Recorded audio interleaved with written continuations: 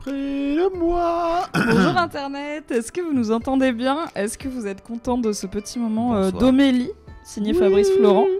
Homélie, un mot que j'ai peut-être prononcé pour la première fois de ma vie, à Non. l'instant. Bonjour Ezog, bonjour Gatuliel, bonjour Bazar des Fées qui vient de follow la chaîne. Je pense que vous nous entendez bien, en vrai je fais genre, mais je pense que ça marche. 1, 2, 3. Pou, pou, pou.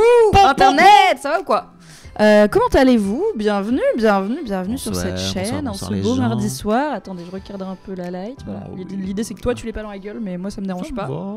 Hello Stinian, on Bonsoir. est ici sur ma chaîne tous les mardis pendant 10 Oui, semaines oui. à 20h, comme Oui. on l'est actuellement, pour parler de la meilleure série du moment. Mm. Et la meilleure série peut-être depuis 5 ans qu'elle existe. Depuis 10 ans. Depuis 10 Pour ok. moi- La pour meilleure moi, série de c'est- ces 10 dernières années. À savoir, bien sûr, Succession dans la saison 4 vient de débuter. Avant ça, Fabrice, comment vas-tu? Ça va super et toi? Bah oui, très bien. On a bien mangé. Oui. J'ai testé un truc, la MIF. J'ai testé une recette qui me faisait de l'œil depuis longtemps et qui m'a été rappelée par une vidéo qui s'appelle Comment j'ai cuisiné 200 gousses d'ail. À savoir, c'est le poulet aux 40 gousses d'ail. C'est une recette qui a été popularisée par le New York Times. C'est tout con.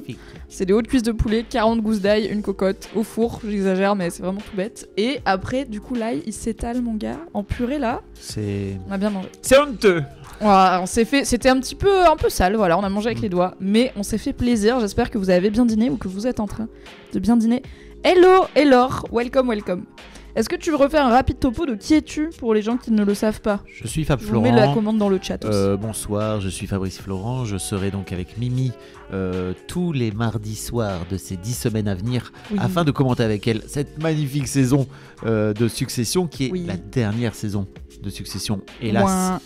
on espère qu'il y aura un spin-off ensuite. En tout cas, moi, d'ores et déjà, je Il me l'espère. semble que le créateur a dit que bon, c'était quand même pas très bien parti pour des spin-offs, mais la rumeur dit que si on aurait un, ce serait peut-être sur Tom et Greg et la Ok. suite de leurs aventures.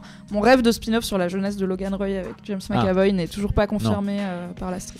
Et donc dans la vie je produis des podcasts d'interview plutôt, où je fais intervenir notamment, je fais parler des pères de paternité, des hommes Un de sujet qu'on masculinité. voit dans Succession, un autre sujet qu'on voit dans Succession. Exactement, dans un podcast qui s'appelait auparavant The Boys Club, qu'on a co-animé, que Mimi a créé naguère, parce que après tout on n'est jamais si bien servi que par les femmes pour C'est parler vrai. de masculinité quand on est des mecs. Il fallait kickstarter un peu le process. Mais maintenant vous y êtes mis. Tu me disais que tu as reçu un nouveau bouquin qui parle de masculinité Oui. pas plus tard que tout à l'heure. Tout à fait, Écrit par un homme. Oh, incroyable. incroyable. It's happening. Et donc voilà, on a travaillé ensemble avec Mimi pendant 8 ans. 8 ans.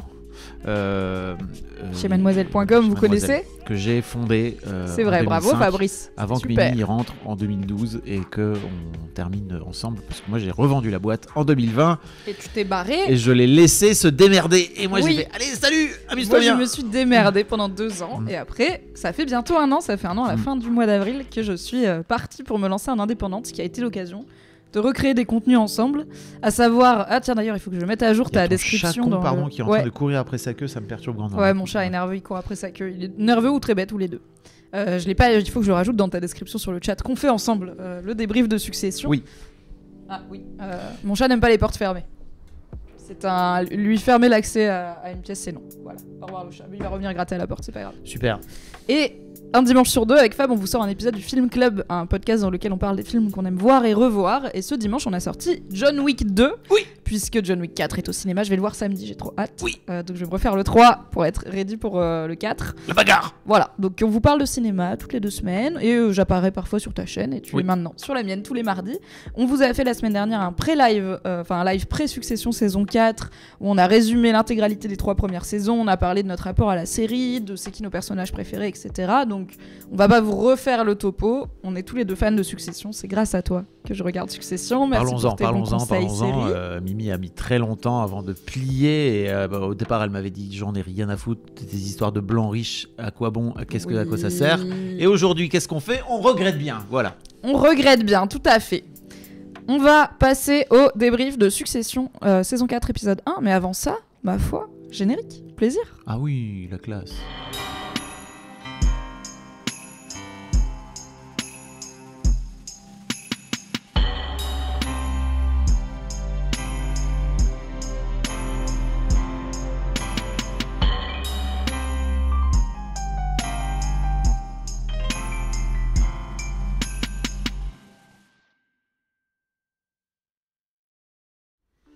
plaisir. Quel talent. Quel talent. Merci à Valentin Nortier, alias Curie, pour ce générique de qualité. Et merci Ezoc pour ta réactivité dans le chat. Tu es vraiment le meilleur modo. Ok, petit point spoiler avant de commencer. On va vous spoiler tout Succession jusqu'à maintenant, à savoir les 3 premières saisons et le premier épisode de la saison 4. On ne sait pas ce qui se passe ensuite, on n'a pas eu accès aux envois presse. Et personnellement, je n'ai pas regardé les bandes annonces ni rien. Moi non plus. J'ai entendu vaguement, parce que j'ai évidemment déjà écouté 4 podcasts sur cet épisode. Donc parfois les gens ils disaient ah mais on verra, on a vu ça dans le trailer, et j'étais là chut, je veux pas, je ne sais Pourquoi pas. vous spoilez alors Mais très peu, la plupart des podcasteurs et podcastrices que j'écoute sont aussi phobiques des spoilers que moi, ce qui est une bonne qualité à avoir dans la vie. Donc on va rien vous dire sur la suite à part nos pronostics inspirés, mais avant ça on va du coup débriefer tout l'épisode 1 de la saison 4 de Succession. Et je vais commencer par te demander Fabrice, c'est lundi matin, 8h, tu allumes Amazon et le pass Warner machin pour regarder Succession. T'es content de cet épisode ou pas? Non mais en fait quand le générique retentit dans mon salon, le piano là, dans les veines là, obsédant, c'était magnifique. Franchement, ça m'avait vraiment manqué. Et j'ai regardé il y a 15 jours le dernier épisode de la 3e saison pour me remettre un peu à jour sur ce qui se passe à la fin. Mais il est quali en plus. Oh là là, mais vraiment ce générique, je suis un peu déçu. Est-ce qu'ils ont changé des images? Oui, ils ont changé quelques Genre, images. très Il y a peu, notamment des nouveaux titres de news qui a un running gag parce que du coup, comme leur chaîne c'est très Fox News, je sais que dans la saison 3, il y avait un bandeau de news qui disait des immigrants illégaux gender fluide entrent peut-être 2 fois dans le pays parce que genre du coup sous 2 genres différents, enfin c'est que des trucs complètement débiles. Et là ils en ont rajouté un peu, il y a 1 ou 2 nouvelles scènes mais effectivement il y en a pas j'attendais des scènes de quand ils étaient jeunes, tu sais. Oui. Et ils avaient changé complètement pendant la saison 3 et là il n'y avait pas, donc j'étais un peu on est encore dans du classico. Oui. Quelqu'un a noté dans un des podcasts que j'écoute, alors je crois que c'est Mallory Rubin ou Kim Renfro qui a noté que c'est un petit détail, mais il y a un plan dans le générique où c'est Shiv quand elle est jeune, donc la jeune fille rousse, avec la main de son père sur l'épaule. Et à ce moment-là du générique, c'est le nom de Matthew McFadden qui apparaît. McFadden, je dis tout le temps McFadden alors que c'est McFadden, qui joue Tom. Et le dernier plan de la saison 3, c'était Tom avec sa main sur l'épaule de Shiv. Et du coup, ils ont mis son nom. Yes. Alors peut-être c'est un hasard, mais ça a l'air d'être une série assez millimétrée. Non. Donc le nom de l'acteur qui joue Tom apparaît au moment Rien où n'est fait au le hasard. père de Shiv a son emprise sur son épaule. Est-ce que tu as kiffé? Moi, j'étais évidemment dans le même état que toi. 7h30, mon réveil a sonné, j'étais là. It's Succession Day, je me suis fait un petit café, j'ai baissé un peu les volets, j'étais là, la télé 4K là, let's go, ravi. Écoute, moi j'étais vraiment au top et j'étais ravi de retrouver la saison et de cette série en fait d'une manière générale et surtout de voir un peu ce qui allait se passer après parce que il y a quand même un sacré cliffhanger fin de saison 3 où les enfants se font envoyer bouler par leur père. On comprend qu'en fait il va vendre la boîte malgré leur refus à eux, donc en fait ils se retrouvent un peu laissés pour compte par papa, le bec dans l'eau. Alors que ça fait 3 saisons qu'ils sont en train de travailler pour faire en sorte de lui succéder, donc il y a vraiment une vraie rupture dans sa stratégie et dans sa façon d'être avec eux, même s'il n'a jamais été très très sympa globalement.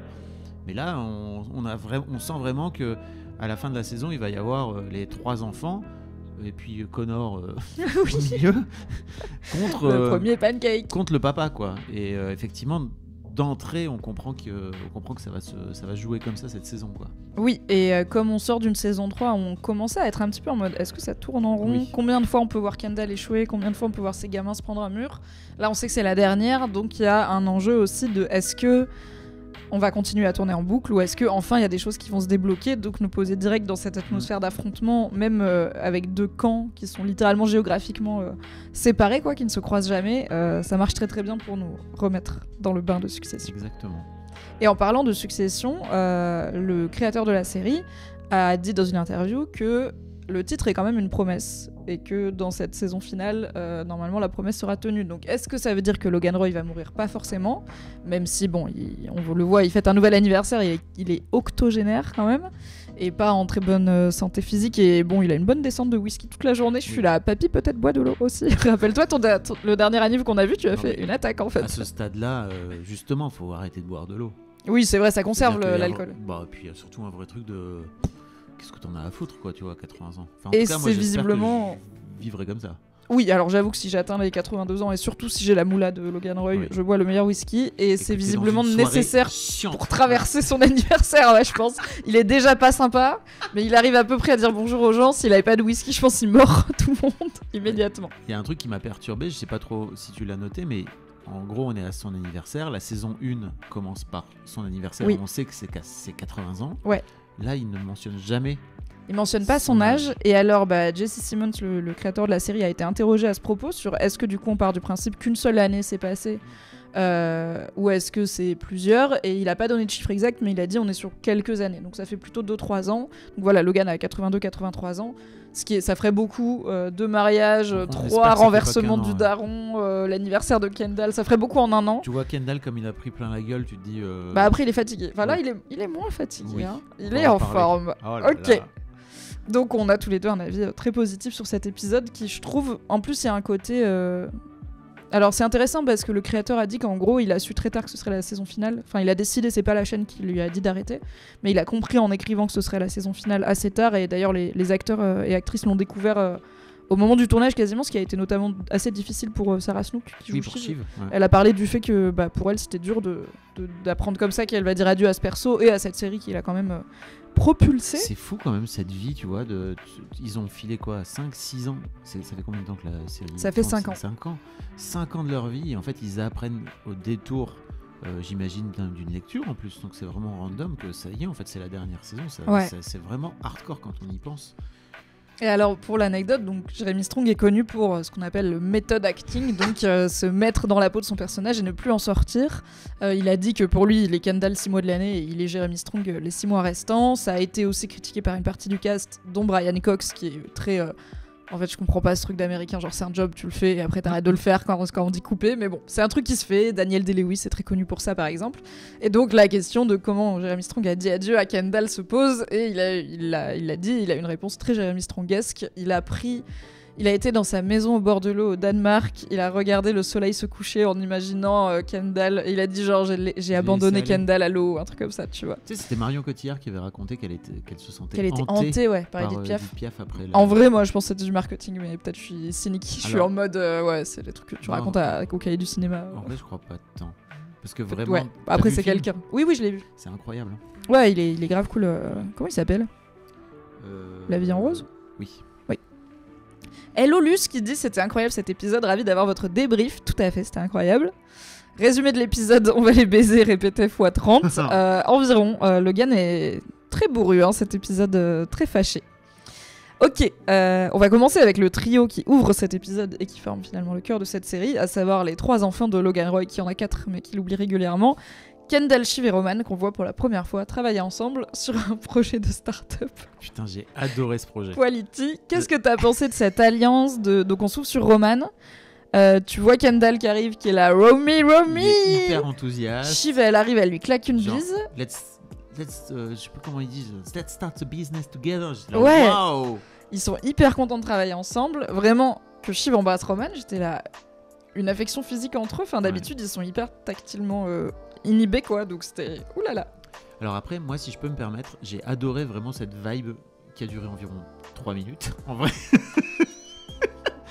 Et ça m'a fait Rien marrer parce de que bien ne peut durer. qui vient foutre la merde, en fait, en vrai, c'est Shiv. C'est-à-dire que c'est Shiv qui vient par Tom, par l'intermédiaire de Tom, mais en fait, c'est Shiv qui vient un peu casser cette ambiance-là Oui, qui vient Oh. casser cette énergie. en venant amener l'idée que Tom est en train de sortir avec Naomi, et d'un coup d'un seul... Bah, il ramène Logan en fait. Ça ramène la menace de Logan. Exactement. Tu vois. Tom, c'est le camp de Logan qui les C'est- contacte. Après, avant même qu'elle mentionne Logan, qu'elle ait le coup de fil de Tom, quand elle arrive, Oui. la première discussion qu'ils ont, c'est donc on comprend que Shiv parle à l'équipe d'un certain Jiménez, qui est, on peut le déduire, le candidat démocrate à la présidentielle. On sait qu'il y a une élection qui arrive et que le candidat républicain fasciste a été choisi par Logan Roy himself, c'est qui est Mencken. mentionné d'ailleurs. Ouais, il est mentionné, je crois que l'acteur pour le coup Oui. a re-signé, donc je pense pas que c'est un spoiler de dire qu'on va sûrement le voir, on sait pas à quel point. Et donc Shiv, qui vient de la com politique, serait en discussion avec l'équipe de campagne du candidat démocrate, que ses frères prennent comme, bah on est censé monter une boîte, donc Bah oui. qu'est-ce que tu fais? Donc il y a déjà On voit qu'ils ont toujours ce doute, ils ont toujours ce truc latent de est-ce qu'il y en a un qui va me la faire à l'envers, parce que Mais ça a été c'est- comme ça toute leur vie. Mais c'est Shiv qui est comme ça, parce que j'ai vraiment l'impression que pour le coup, au départ, les deux mecs sont à fond dans leur truc. Alors après, on ne saura jamais vraiment, parce que Oui. effectivement, ils ont jeté leur jouet au bout d'environ. Mais je pense que 3 Shiv mois de c'est travail, la c'est seule aussi qui est lucide sur le fait que c'est une idée enfin c'est elle qui dit j'adore mais c'est du bullshit, tu vois, genre elle sait un peu que c'est beaucoup de buzzwords. Alors donc Alors, Kendall on dit peut c'est pas- Substack meets Masterclass meets le New Yorker meets The Economist. Je suis là quoi. Donc Substack Ça qui est veut rien un outil dire. de newsletter aux États-Unis, Ouais. Masterclass qui est un outil De cours, de cours de MOOC, en de ligne. cours en voilà. ligne. The Le New Economist, Yorker qui est une grosse publication média qui avait notamment fait le profil de Jeremy Strong qui avait Ouais. tant fait parler de lui l'année dernière et The Economist qui est un journal économique. voilà. Donc ça veut rien dire de mélanger tout ça et en plus après ils ont l'air de pitcher un truc très BuzzFeed, très instantané, très TikTok Ah, j'avais avec pas des tout compris comme petits ça. bouts d'infos, donc je suis là mais ça n'a rien Ok. à voir avec le New Yorker du coup. J'avais Enfin, pas bon. compris comme ça. C'est parce que c'est aussi le truc de Roman depuis le début de la série, c'est qu'il dit je veux en fait on est dans une économie de donnez-moi, il dit les morsels, donc en gros les solilès de l'info quoi. Je veux pas le reste, donnez-moi juste les petits trucs. C'est son côté zoomer on va dire. Ouais. Il n'a plus de temps d'attention. Moi j'ai trouvé qu'en fait le fait qu'ils doutent de Shiv c'était hyper sain parce qu'ils lui disent et ils communiquent, tu vois. Ouais. Ils sont là, on entend que que tu leur parles. Bon au début elle est là, non pas du tout, ils insistent un peu, elle dit en fait oui je leur parle parce que les gars la vente à Gojo elle est toujours pas faite donc on a toujours pas nos milliards. La boîte elle est toujours pas lancée donc en fait bah je garde mes options ouvertes et je pense qu'elle a pas tort de le faire, tu vois. Et elle dit à un autre moment de l'épisode Bah, en fait elle a pas je le surveille mes arrières parce que personne va le faire pour moi et en tant que la seule meuf Ouais. elle a un peu raison aussi. Genre, elle a pas tort, mais d'un autre côté, ils sont en train de s'apprêter à recevoir des investisseurs. Oui. Donc, si tu veux, leur projet, Mais après elle savait pas que l'info allait fuiter. on comprend qu'ils ont bossé depuis 3 mois sur ce projet-là. On est quelques mois après la fin de la c'est ça, saison hein. 1 je crois. Ils- Oh merci beaucoup Steel Marty pour le resub. Merci. On comprend aussi qu'ils ont bossé ensemble et qu'en fait, c'est apparemment Shiv qui était à l'origine de l'idée. C'est ce que Roman dit à un moment donné. Il dit t'as quasiment inventé le truc toi-même à Dubaï. Vraiment genre leur vie. On imagine, en fait, c'est fou parce qu'on imagine vraiment qu'ils ont bossé pendant des mois sur ce projet, qu'ils ont rassemblé. Alors, on imagine qu'il y a un investisseur qui est venu du monde arabe, c'est ça qui Oui s'appelle parce qu'il parle de Nabi, pétrodollars ouais. et de journalistes à brûler avec des cigarettes. et de, Ce qui fait très Émirats et Arabes de Unis. sécurité raciste. Oui oui. D'entrée. Et ils ont ce gars qui gère leurs finances qu'ils appellent Tim Ellis, je crois que c'est Tellis. Tellis, pardon, oui, Tellis. c'est ça son nom. Au début, je croyais que j'ai eu un bug la toute première fois, j'ai cru que c'était Tom parce que Roman il lui dit un truc genre merci T et la caméra elle passe hyper vite sur ce grand mec blanc en costard et j'étais là est-ce que c'est Tom? Genre Shiv elle lui a tellement pas dit qu'elle sait qu'il l'a trahi qu'en fait il est dans leur camp et après Ah je oui. fais non c'est un nouveau gars ok. Ah Donc oui. oui ils ont une équipe solide quoi. Le projet a l'air sur les rails donc pour toi c'est quand même pas cool de la part de Shiv de consulter. Enfin, t'es un peu en mode, elle devrait être à 200% get your head in the game, quoi. En fait, pour moi, c'est toujours pareil, c'est-à-dire que depuis le début de la série, ils sont toujours. En fait, leur alliance finit par ne pas marcher parce qu'il y en a un qui décide Oui. de faire bande à part. Et Mais je en trouve fait- ça cool qu'ils en parlent, tu Oui. vois. Et en fait, ils ont effectivement, contrairement à avant, ils en parlent plutôt. Avant, ils auraient juste décidé dans leur coin, Shiv, elle nous l'a fait à l'envers, donc chacun va la lui faire à l'envers avant, et du coup, ils vont s'auto-détruire pendant que papa rigole bien à son anniversaire. Effectivement, moi, je sais pas ce que t'en as pensé, mais je trouve que Roman, en plus, incarne une forme de voix de la sagesse pendant toute cette première séquence où il est là en train de dire est-ce que vous voulez vraiment qu'on retourne dans nos vieux dos avec Oui. papa et aller lui cramer Oui, la c'est ça gueule, en plus, etc. c'est Pourquoi on qu'avant fait ça, de en fait dire c'est pas financièrement intelligent de racheter un vieux média comme Pierce, on va en parler, parce que Pierce est back in the game, et c'est ce qu'ils vont finalement décider de faire. Avant l'aspect financier business, le premier truc qu'il dit, c'est vous voulez vraiment vous recogner avec papa.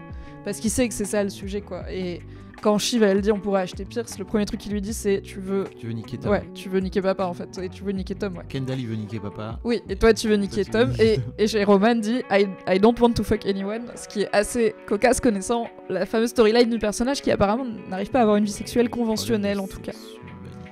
Oui, et je pense que d'ailleurs, je pense que les dick pics avec Jerry c'est fini, hein. Je pense que ce bateau a levé l'ancre avec la mauvaise dick pic envoyée au mauvais numéro, et que comme c'était hyper humiliant pour Jerry d'être dans cette position, on verra, mais j'ai pas eu la vibe de il y a encore un truc non. entre Roman et Jerry. Non.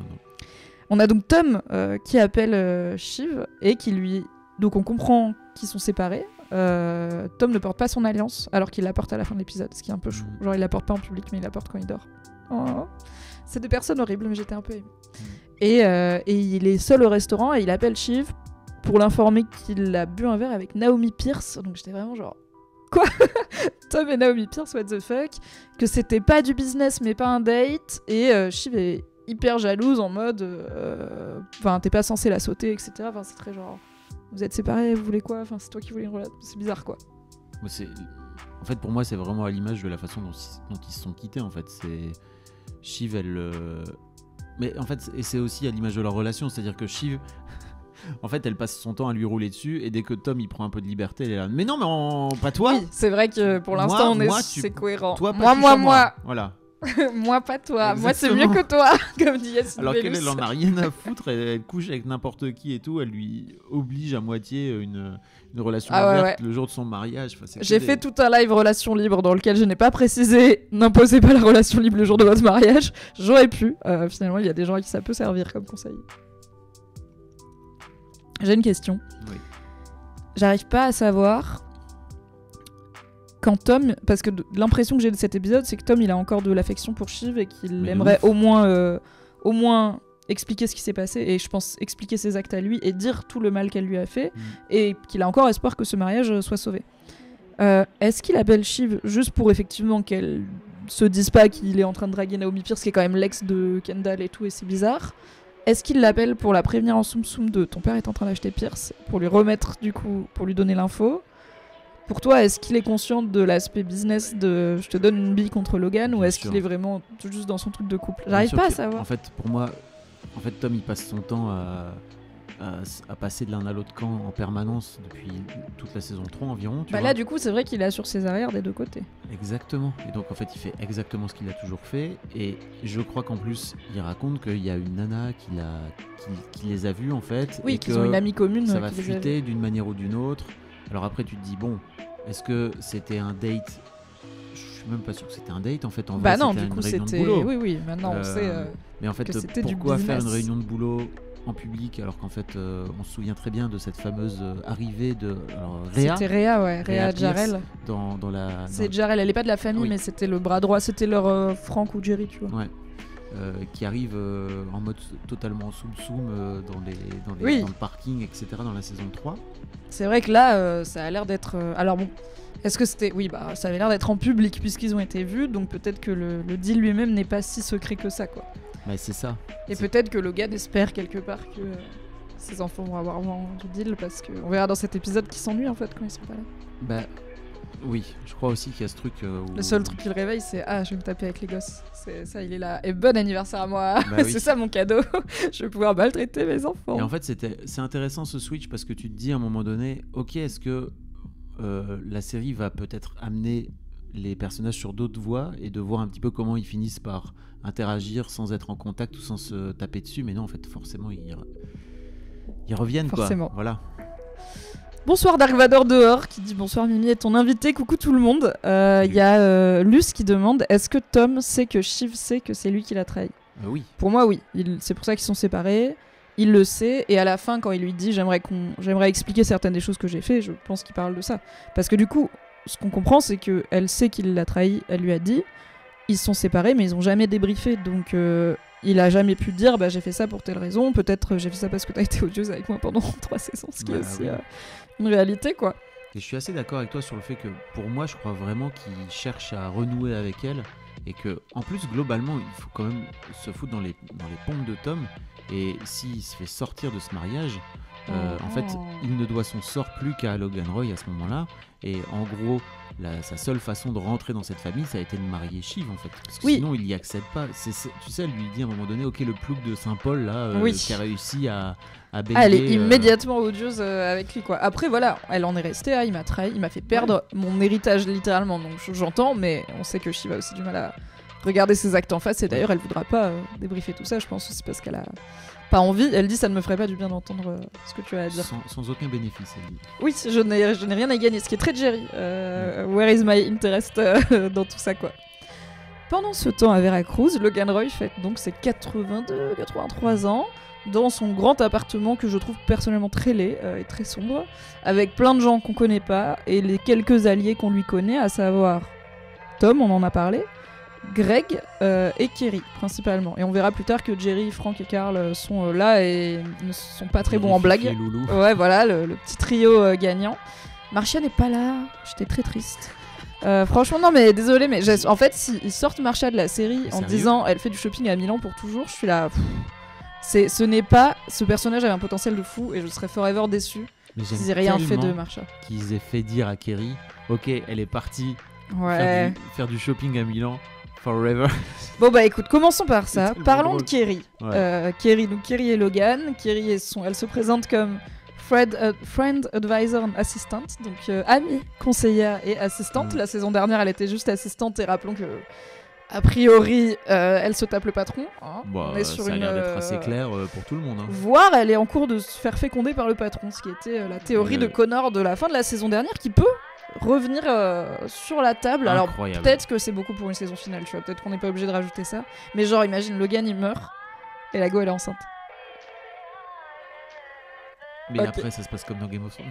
Bah je pense la go elle va se faire tomber dans les escaliers assez vite. Hein. Bref, désolé pour cette idée pas très reluisante. Ouais, petit croche-patte là. Bah voilà, Léa dit moi aussi j'étais deg de ne pas voir Marcia et Steel Marty dit Marcia c'est si dommage, elle fait des menaces qui ne mènent à rien. Ouais, mais bon, on verra si on la voit. Qu'est-ce que tu penses de Kerry qui a level up du coup, qui est très clairement le... Enfin déjà Logan est tactile avec elle devant les gens, il la prend par la taille et tout et c'est très clairement elle est en charge quoi. J'ai pas vu qu'il la prenait par la taille mais ok. À la fin quand il revient de son escapade avec Colin, on parlera bien sûr de cette scène du Niner. Elle vient lui dire des nouvelles de Pierce et il l'enlace quand même de façon assez claire quoi. Écoute, en fait pour moi ce personnage c'est juste une énième meuf de Logan. Parce qu'en vrai, il en a eu combien? Bah, 3. Il y a eu Rhea, donc il y a eu Marcia, il y a eu Rhea avec. Il a trompé Marcia avec elle, et là il y a Kerry. Mais pour moi, c'est une dynamique vraiment différente de sauter son assistante qui a 27 ans que de Rhea et Marcia qui étaient des femmes déjà accomplies. Rhea, il y avait un truc de business, tu vois, où ils étaient pas au même niveau, mais pas hyper loin. Enfin, c'était moins dégueulasse de tromper Marcia avec Rhea que de tromper Marcia avec son assistante de 30 ans, je pense. Mais en fait, pour moi, c'est vraiment. C'est du Logan tout craché en fait, c'est-à-dire juste il a besoin d'avoir des gens à ses pieds et en fait cette meuf est la candidate désignée en fait, tu vois, et elle est et aussi on sait qu'il est sexiste, tu vois, c'est quelque chose qu'on sait, on l'a vu dans son traitement de Shiv, on l'a vu dans certains de ses propos, le scandale des croisières c'était misogyne aussi, c'était des violences faites aux femmes pas mal, donc c'est pas si étonnant qu'il trompe sa meuf avec son assistante de 30 ans, laquelle en effet en profite clairement pour gagner du pouvoir et c'est dur de les imaginer dans l'intimité, hein, parce que c'est toujours dur d'imaginer Logan dans une forme d'intimité, mais ils ont l'air à l'aise, quoi. Qu'est-ce qu'il dit genre tu as... Moi, je connais bien papa, même si j'ai pas... Il y a Roman j'ai jamais léché ses omelette nipples. Et alors, sache que... donc, c'est horrible quand Kerry les appelle... Shiv elle dit elle nous entendrait mieux, enfin on l'entendrait mieux si elle sortait la bite de papa de sa bouche, ce que Roman répète à Kerry. Et à la fin, Roman il dit ok, on rentre dans l'avion, tu peux la remettre dans ta bouche. Et ça c'est une impro de Kieran Culkin, cette fin de ce running gag. Magnifique, bravo. Il est fort. Il y a eu un article sur il y a une autre vanne qui a été coupée de l'épisode et qui avait été aussi improvisée par Kieran Culkin et qui était très très drôle, mais elle est un peu visuelle donc je peux pas vous la faire, mais je te la raconterai après. Bref, c'est pas très grave. Peut-être qu'elle sera dans les bonus DVD. Va se faire bannir pas. de Twitch immédiatement. Pas d'image mentale s'il vous plaît. Trop tard, Stinian, désolé. Et ouais, il a vraiment les meilleures répliques. Mais omelette nipples, je suis là. C'est son daron déjà et genre c'est le pire association. Et en plus tu vois exactement de quoi il parle là, les tétons tout plats avec beaucoup d'aréoles. Et c'est pas dégueulasse en soi, c'est juste le terme qui est dégueulasse. C'est juste une poitrine de vieux monsieur quoi. Oui, et elle a 30 ans. C'est un peu bizarre. Mais je sais, je déteste cette meuf. Vraiment. Tu m'as dit hier je la hais. Elle était tout en haut de ta hate watch quoi. Ouais, mais en fait, le personnage que je déteste le plus dans Succession, c'est Greg. Et enfin, ça veut pas dire que je déteste les regarder, bien sûr. J'adore Succession, donc Greg en fait partie. Mais qui humainement me révolte, c'est Greg parce que le côté arriviste. Oui. En fait, pour moi, les gamins, ils ont l'excuse d'être nés là-dedans, donc ils connaissent pas le monde des gens normaux et d'avoir été élevés par un père. Toxique, tu vois. Les arrivistes là avec les dents qui rayent le parquet et qui dès qu'ils ont un peu de pouvoir ils se mettent à maltraiter qui est en dessous d'eux alors que tu vois ils oublient bien vite d'où ils viennent, ça j'aime pas et du coup vraiment je la déteste et j'essaye je pense pas qu'il y a de sous-texte misogyne au fait que je la déteste dans cet épisode autant que Greg, c'est l'égalité. Mais vraiment le côté genre elle fait trop la meuf, tu vois, elle prend trop la conf, elle va voir Greg, elle lui dit c'est quoi ta paysanne et tout. Je suis là mais tu es qui? Oh Marsha, tu vois, elle te ferait bien baisser les yeux, voilà. Mais pour moi, ça en dit long aussi sur à quel point les gens qui sont pas de ce milieu, ils se font intoxiquer à toute vitesse, et notamment dès qu'ils s'approchent trop près de Logan, en fait. C'est ça que je trouve vraiment génial, c'est que c'est moins le milieu et la famille que vraiment Logan, qui est un virus, en fait, qui est juste horrible, et qui contamine les gens, tout le monde, en fait. Tous les gens qui arrivent, et d'ailleurs, la fameuse meuf de Greg, dont on reparlera plus tard, elle ne vient que pour ça aussi. Donc elle a aussi ce truc d'être attirée par le pouvoir, un peu comme mon précieux, je vais avoir mon selfie avec Logan. Je trouve vraiment que ça exprime bien ça, je trouve. Ça l'illustre très très bien à quel point elle devient horrible en l'espace de quelques épisodes. Ouais, elle a changé bien vite, la petite. Il faudrait qu'elle se rappelle de ses racines. Qu'est-ce que tu penses de cette réintroduction du coup de Logan dans un nouvel anniversaire où il est beaucoup plus solitaire? Alors il y a Connor qui est là avec Willa, il y a quand même un membre de sa famille et Greg c'est un peu un membre de sa famille aussi finalement, et son beau-fils Tom, mais bien sûr ses enfants manquent à l'appel, sa femme manque à l'appel. Le cardinal manque à l'appel. Le cardinal manque à l'appel, tout à fait. Il espérait qu'il y ait un cardinal pour que ça fasse un peu classe quand même. Mais il parle de cardinal ou il parle vraiment de cardinal premier dog, ou alors il parle oui, non, je pense que c'est vraiment cardinal. Genre du pape? Non, justement, non, il parle pas du pape. Pour moi, je me demandais. Peut-être le pape, il vient boire un coup chez Logan Roy. Je me demandais s'il parlait de Mencken, justement, tu vois. Ah non, il demande si Mencken est là, je crois, mais on sait qu'il devrait être là. Il demande pas si Mencken est là. C'est Kerry qui lui dit. En fait, il y a Mencken qui est censé venir, mais je suis pas trop sûr. Ouais. Et non, il demande, il dit, il devait y avoir un homme d'église, il devait y avoir un cardinal, ça aurait fait plus classe. Et après, il a la discussion sur finalement. Qu'est-ce qui nous attend après la mort, puisque l'anniversaire est toujours un bon moment pour réfléchir à sa propre mortalité, surtout quand le fruit de ses entrailles et la perpétuation de soi-même manque à l'appel, sauf Connor. Mais bon, c'est Connor quoi. On s'en fout de Connor. Oui. Qu'est-ce que tu penses de Logan en dep pour ses 82-3 ans? En fait, pour moi, ça va assez bien avec le personnage et surtout la façon dont il joue son anniversaire lors de l'épisode 1 de la saison 1. En fait, ça fait un chouette rappel, je trouve, du fait que tout l'enjeu c'était de lui faire un beau cadeau finalement aussi. Ouais, exactement. La personne lui fait de cadeau. Non, personne, parce qu'en fait juste a été horrible pendant 3 saisons avec tous les gens qui t'aimaient jusque là, et en fait bizarrement il y en a beaucoup moins, et ouais finalement tu récoltes un peu la monnaie de ta pièce quoi. Et on voit, moi j'ai beaucoup aimé ce thème qui se développe au fil de l'épisode, de l'ennui. Il s'ennuie, et je me souviens que quand il s'était embrouillé avec Marsha, elle lui avait dit tu m'ennuies, elle avait dit you bore me. Et c'était le pire truc que tu peux dire à Logan Roy, et du coup j'étais là, elle a frappé là où ça fait mal, et de voir à quel point il s'ennuie. Quand dans la saison dernière, son ex-femme, donc la mère des enfants, a dit qu'il a jamais rencontré il a jamais aimé quelque chose qu'il a pas voulu, à qui il a pas voulu donner un coup de pied pour voir si le truc revenait.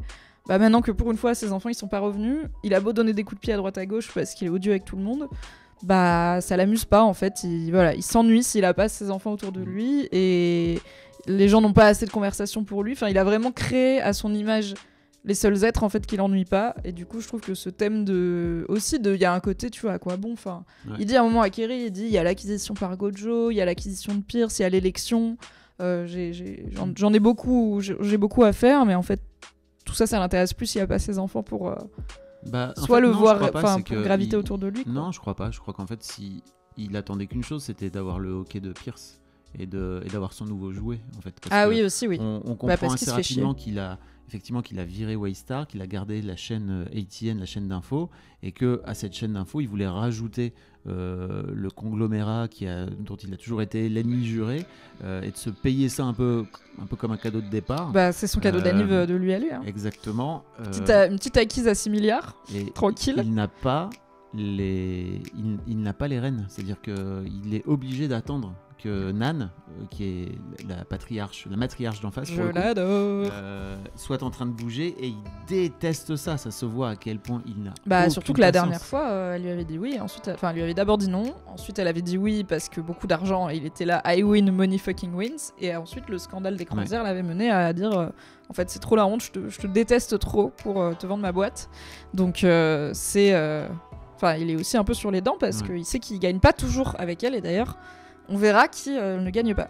Et donc, on est bien d'accord qu'il y a un petit enfant Pierce Il y a ce mec dont il parle qui s'appelle Bun. Ouais, Bun Pierce. Apparemment, il était dans l'épisode Townhaven de la saison 2. Donc on l'a vu, mais je sais plus qui c'est, mais c'est un membre de la famille Pierce qui est à son anniversaire.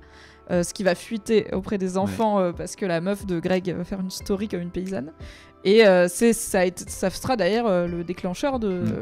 Ok, c'est sérieux, c'est pas juste le Tom Naomi. Oui. Si ce mec-là, il est à la nif de papa, il est en train d'acheter Pierce. C'est maintenant ou jamais pour bouger, quoi. Donc merci à Greg d'avoir amené son date, ce qui nous fait une transition parfaite vers Greg. Tom et Greg. Greg et son date. Qu'est-ce que tu en as pensé de l'arrivée de Greg qui commet un faux pas en amenant une meuf qu'on connaît pas. Un énorme faux pas. Un énorme faux pas, sachant qu'il était... Dans l'anniversaire de la saison 1, c'était plutôt lui qui était incrusté, quoi. Et encore, il est de la famille. Et là, il incruste quelqu'un. Il est monté en grade. Moi, j'ai trouvé ça...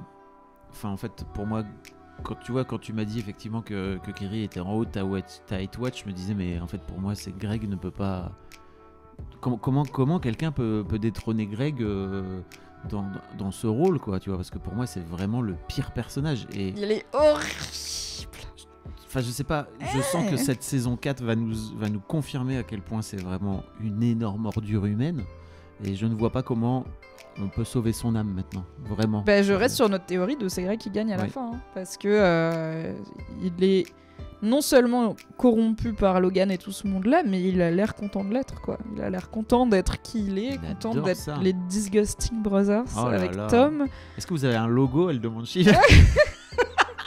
Peut-être qu'ils se sont fait des casquettes et des pins.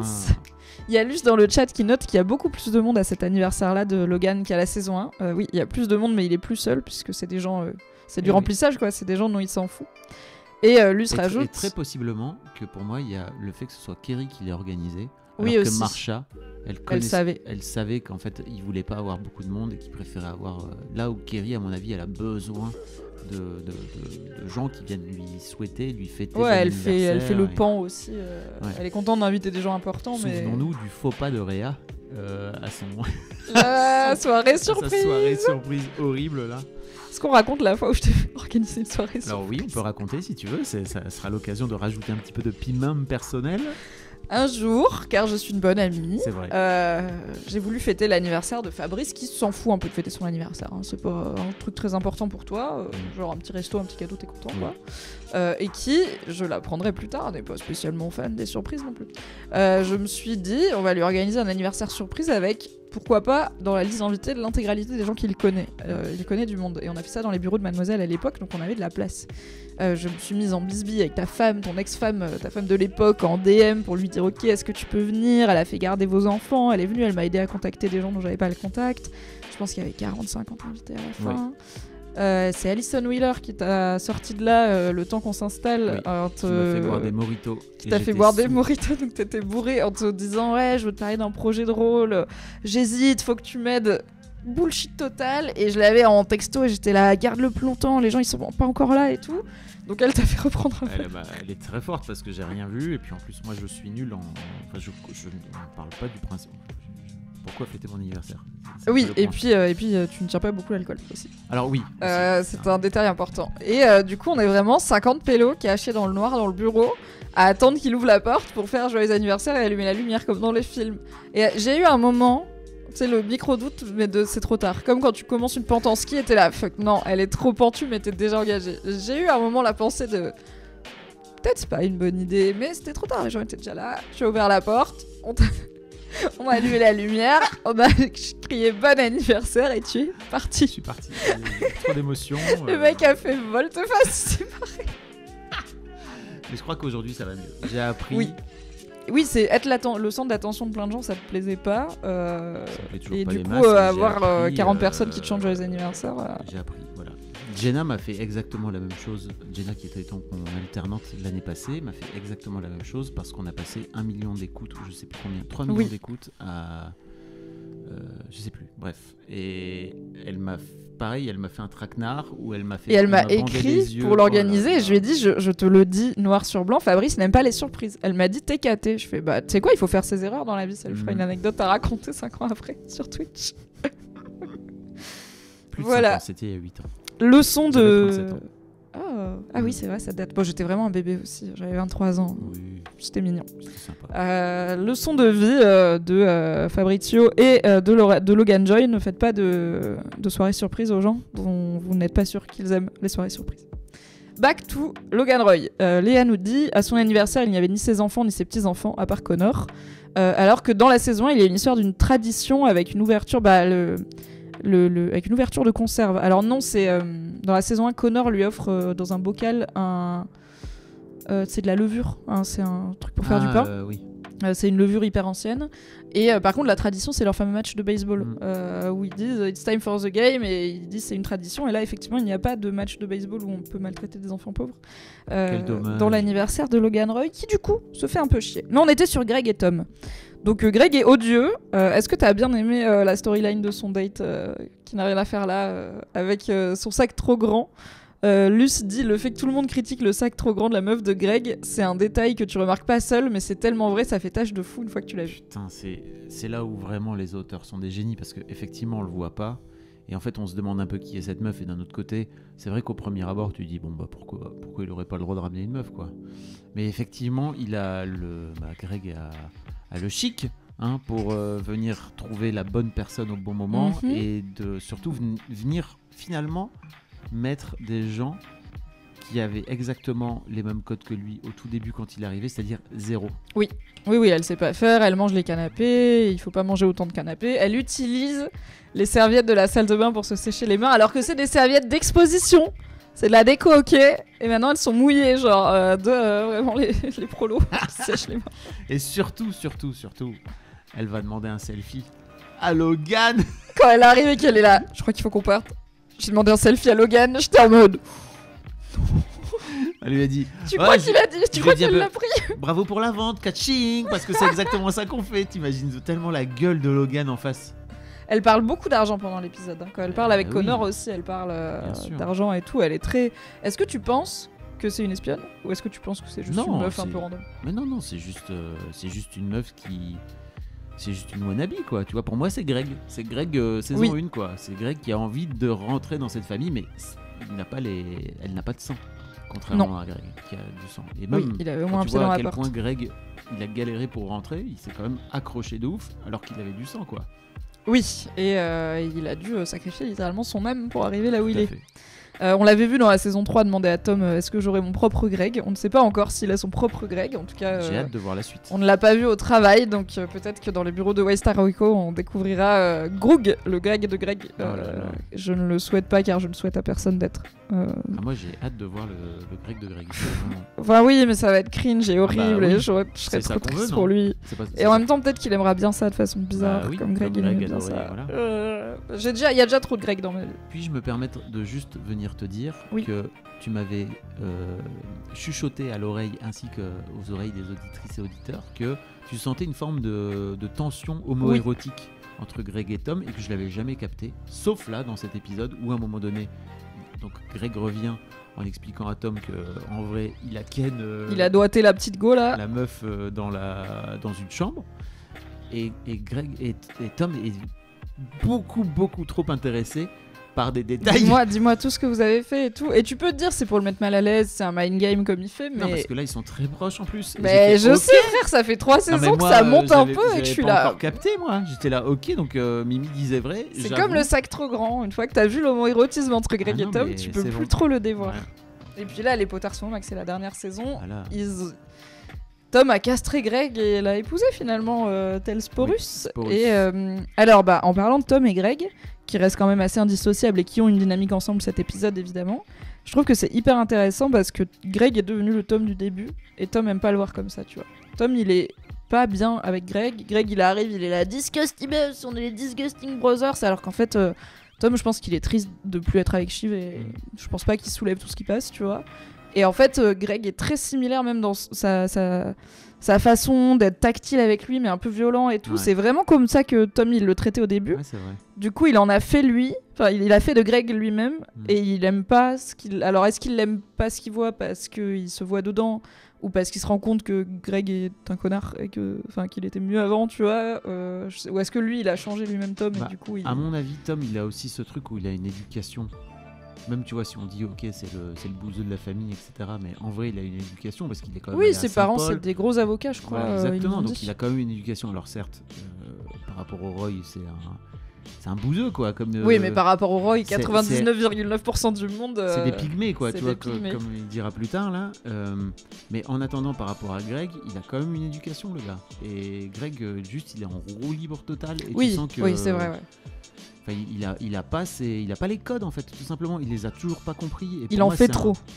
C'est un vrai truc aussi, tu vois, de limite de transfuge de classe, tu vois, où certes t'as la thune et t'as la position sociale, etc. Mais en fait, il y a toujours des codes que tu capteras pas. Et pour moi, c'est exactement ce qui se passe, c'est-à-dire que t'as beau venir du fin fond de la campagne, tu vois, avec des parents qui ont pas du tout de diplôme, etc. Quand t'arrives dans ces mondes-là, il y a toujours un truc où j'ai la sensation que si t'as pas les codes, bah en fait tu les auras pas et t'auras beau les apprendre par mimétisme, en essayant de comprendre, etc. Il y a toujours un truc en toi, c'est qui fait qu'il y a une différence et que ça, ce gap là, tu pourras jamais le combler quoi.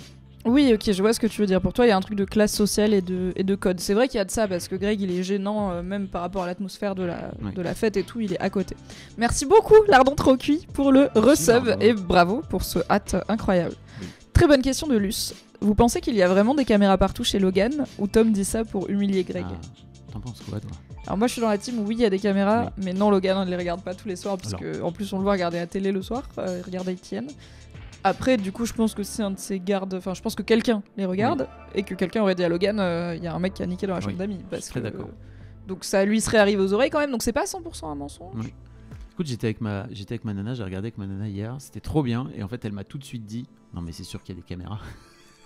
J'ai fait bien jouer. Non mais c'est Moi, sûr, il y a trop de trucs à voler. Tu aussi l'avais dans d'entrée, cette, toi que Il y avait des CCTV là partout dans le. Oui, au moment où Greg il dit j'essaie à la meuf, j'étais là. Ah yes. C'est pas bien, une ouais, bonne chose. moi, J'y avais jamais pensé avant au fait qu'il y ait des caméras. Si, j'y ai pensé une fois dans la saison 1, au tout début.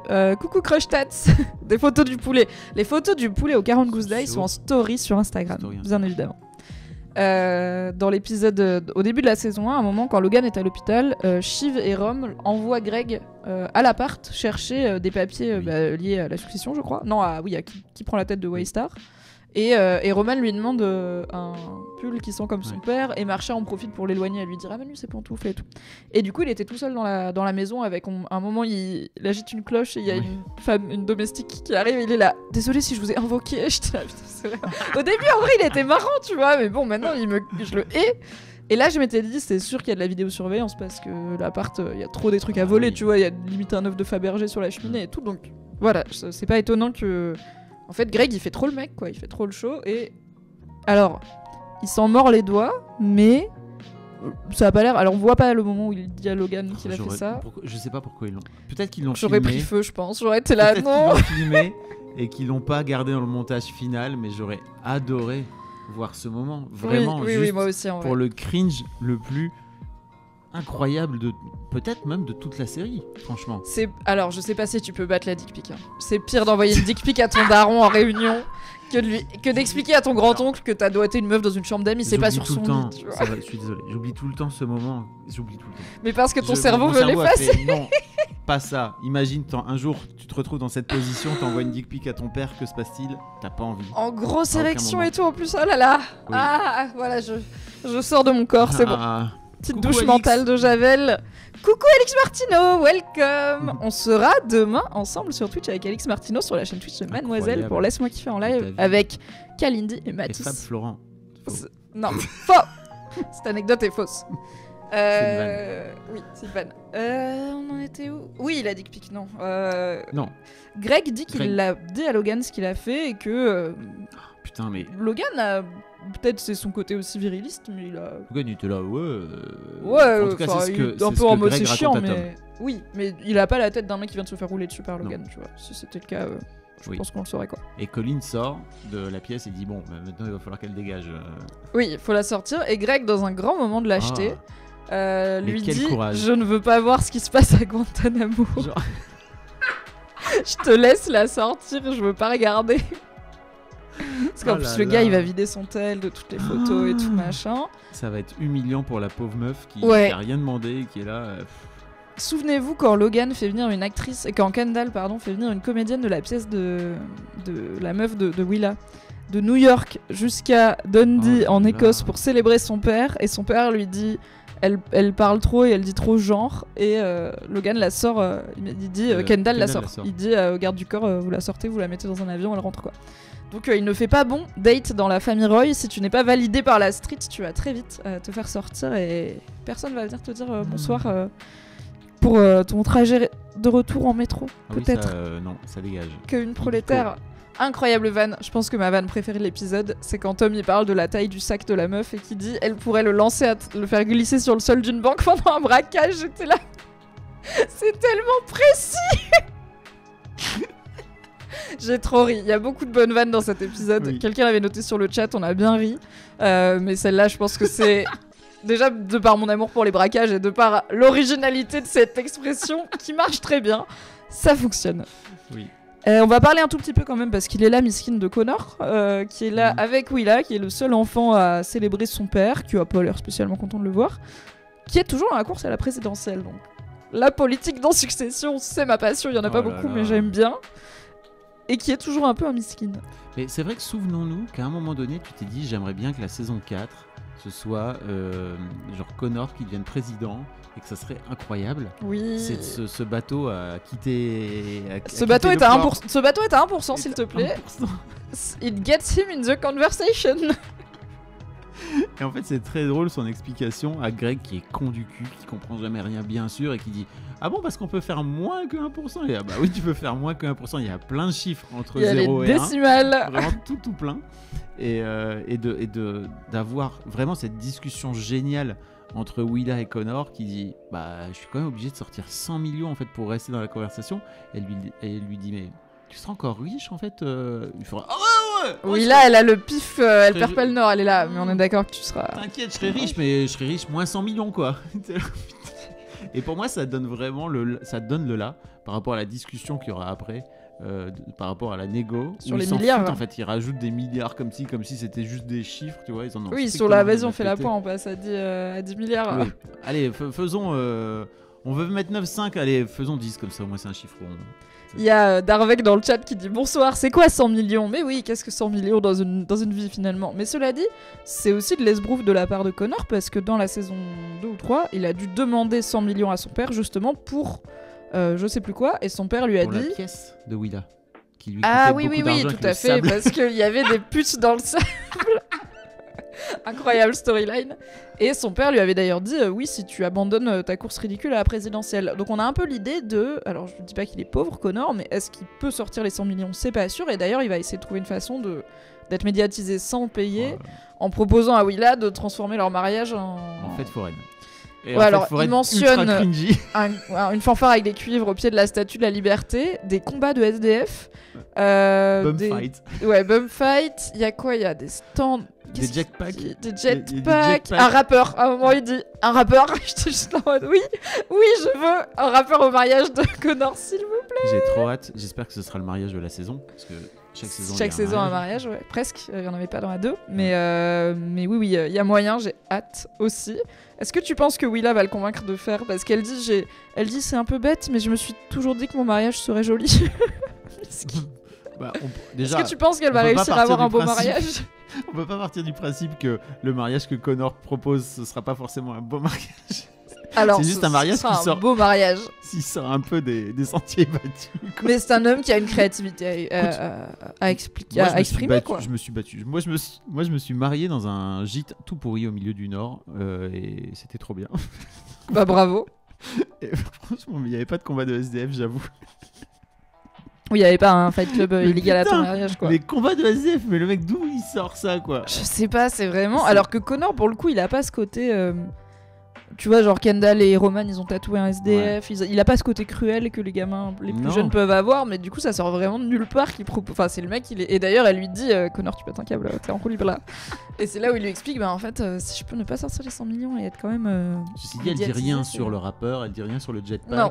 Et Bum Fight, elle est là quand même, c'est chaud. Bum Fight, un poil trop loin, Bum Fight. Un potard, voilà, de trop quoi.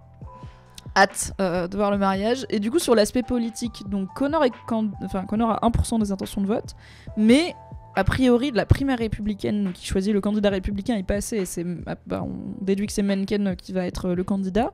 Donc il est candidat non affilié, a priori. Il n'est pas candidat du parti républicain, parce que son père ne l'a pas choisi. Donc c'est un random parti indépendant qui va peut-être faire 1% des voix, ce qui, après, il rappelle 1%, c'est quand même plusieurs centaines de millions de personnes, de milliers de personnes aux US. Oui, et ce que je voyais comme peut-être une storyline en miroir à Trump ou un idiot total devient président presque comme une blague, au final, je pense que ça va être une belle leçon d'humilité pour Connor, parce que je pense pas qu'il va être président. Mais ça me fait plaisir qu'il l'ait pas transformé en présidentiable, en fait, parce que pour moi, ça aurait été vraiment... C'est une satire trop lisible. Trop pushy, voilà, c'est ça. Okay. C'est-à-dire juste, en fait, faites Idiocratie, et comme ça, au moins, c'est réglé, et on fait Idiocratie, qui est donc un film historiquement où... Bon, bref. C'est un film, une dystopie où les humains sont de plus en plus bêtes, abrutis par la culture de masse et la consommation à outrance. Et c'est pas... pour moi, c'est cool, peut-être d'enterrer, en tout cas... la storyline de Connor, j'imagine qu'on va voir Mencken dans la saison, puisqu'on en parle là tout de suite. Mais en tout cas, le fait que Connor puisse devenir présidentiable, je trouve ça vraiment too much, quoi. Je comprends. Et en une saison, je pense qu'on n'aura pas le temps de faire ça. Je pense que son grand moment de la saison, ça sera son mariage.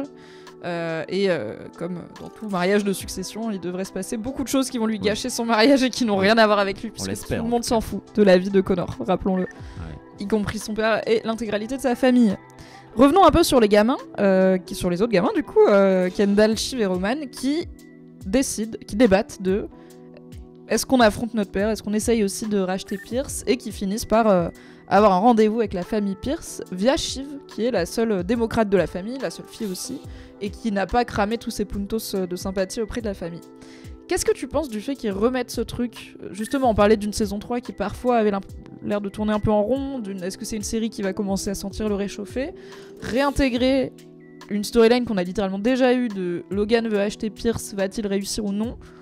Est-ce que ça t'a plu ? Est-ce que t'étais là ? Ah bon, on revient là-dessus ? En fait, moi, j'ai adoré tellement leur projet de start-up et de me dire en vrai je suis jaloux, j'aurais adoré mais lancer, non, c'était tellement une caricature des réunions de start-upers qui lancent juste des mots. Mais désolé moi mais je savais que ça te ferait mon kiff. T'es un entrepreneur. J'ai vu le brainstorm sur le logo et tout, j'étais là mais The Undread c'est une super, en plus c'est The Undread c'est un très bon, c'est un très bon titre hein. J'aurais adoré avoir cette idée, genre les 100 plus gros cerveaux sur les 100 plus gros je suis sûr que c'est Kendall qui l'a trouvé.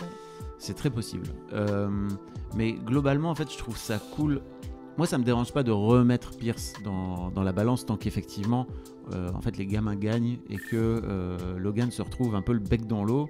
Et on va voir un petit peu comment il va se démener et se débattre. En tout cas, pour moi, je crois que ça va être ça, la saison 4. On comprend à la fin de la saison que il est là. En fait, les news de la nuit, elles sont nulles. Et tu sens qu'en fait, comme tu dis, il s'emmerde tellement qu'à un moment donné, il va juste avoir envie de remettre son pif.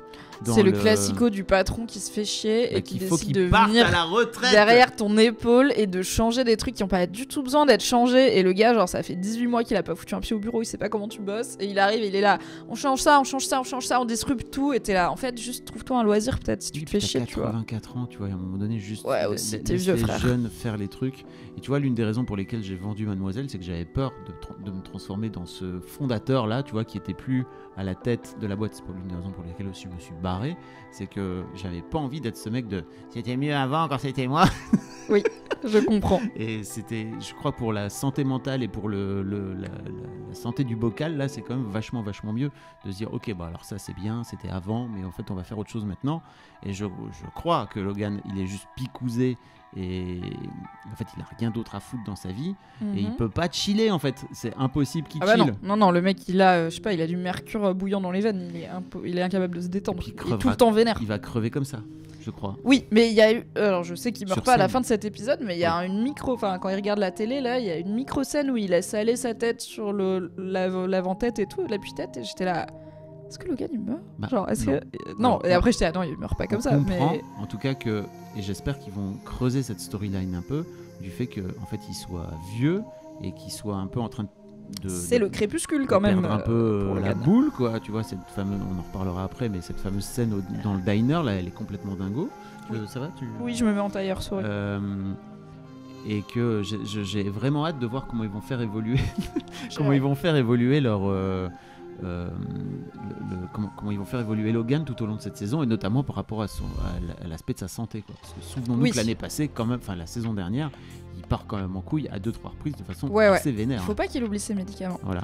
Alix Martineau, spécialiste des médias, des nouveaux médias, puisqu'elle travaille dans le podcast, nous dit dans le chat: je trouve que quand il regarde les news de la nuit, c'est justement une preuve qu'il s'intéresse encore aux médias, contrairement à ses enfants qui sont juste là pour acheter des trucs ou créer des startups en mélangeant des médias immélangeables, ils y connaissent rien. Alors, je suis très d'accord avec toi, Alix, sur ce sujet, c'est-à-dire que pour moi, l'une des raisons pour lesquelles aussi il laisse tomber aussi rapidement The Android pour basculer sur Pierce, alors certes, au-delà de l'aspect, c'est des enfants gâtés et en fait ils en ont marre de jouer avec ce jeu et en fait ils le bazardent et ils en trouvent un autre plus grand, plus sympa, plus voilà, c'est que en fait ils ont jamais rien foutu. Bah ouais. Et en fait monter un média à partir de zéro, même si t'es fucking Kendall Roy, fucking Roman Roy et Shiv Roy, en fait c'est dur et c'est compliqué et que ils ont jamais rien fait. Fondamentalement ils ont jamais rien créé, là où je suis d'accord avec toi, Alix. Logan a créé avec ses mains, quoi. Tu vois, il a construit sa propre putain de pile et c'est un vrai passionné des médias et les enfants parlent de Pierce comme de son obsession quasiment de sa vie, de racheter en plus le média idéologiquement opposé à lui, le média de gauche. Il y a aussi une question, comme il dit, money fucking wins, ça le conforte dans sa vision du monde qui est très capitaliste, et comme on le voit dans cet épisode, il dit littéralement les humains sont des unités dans un marché économique, c'est comme ça qu'il voit le monde.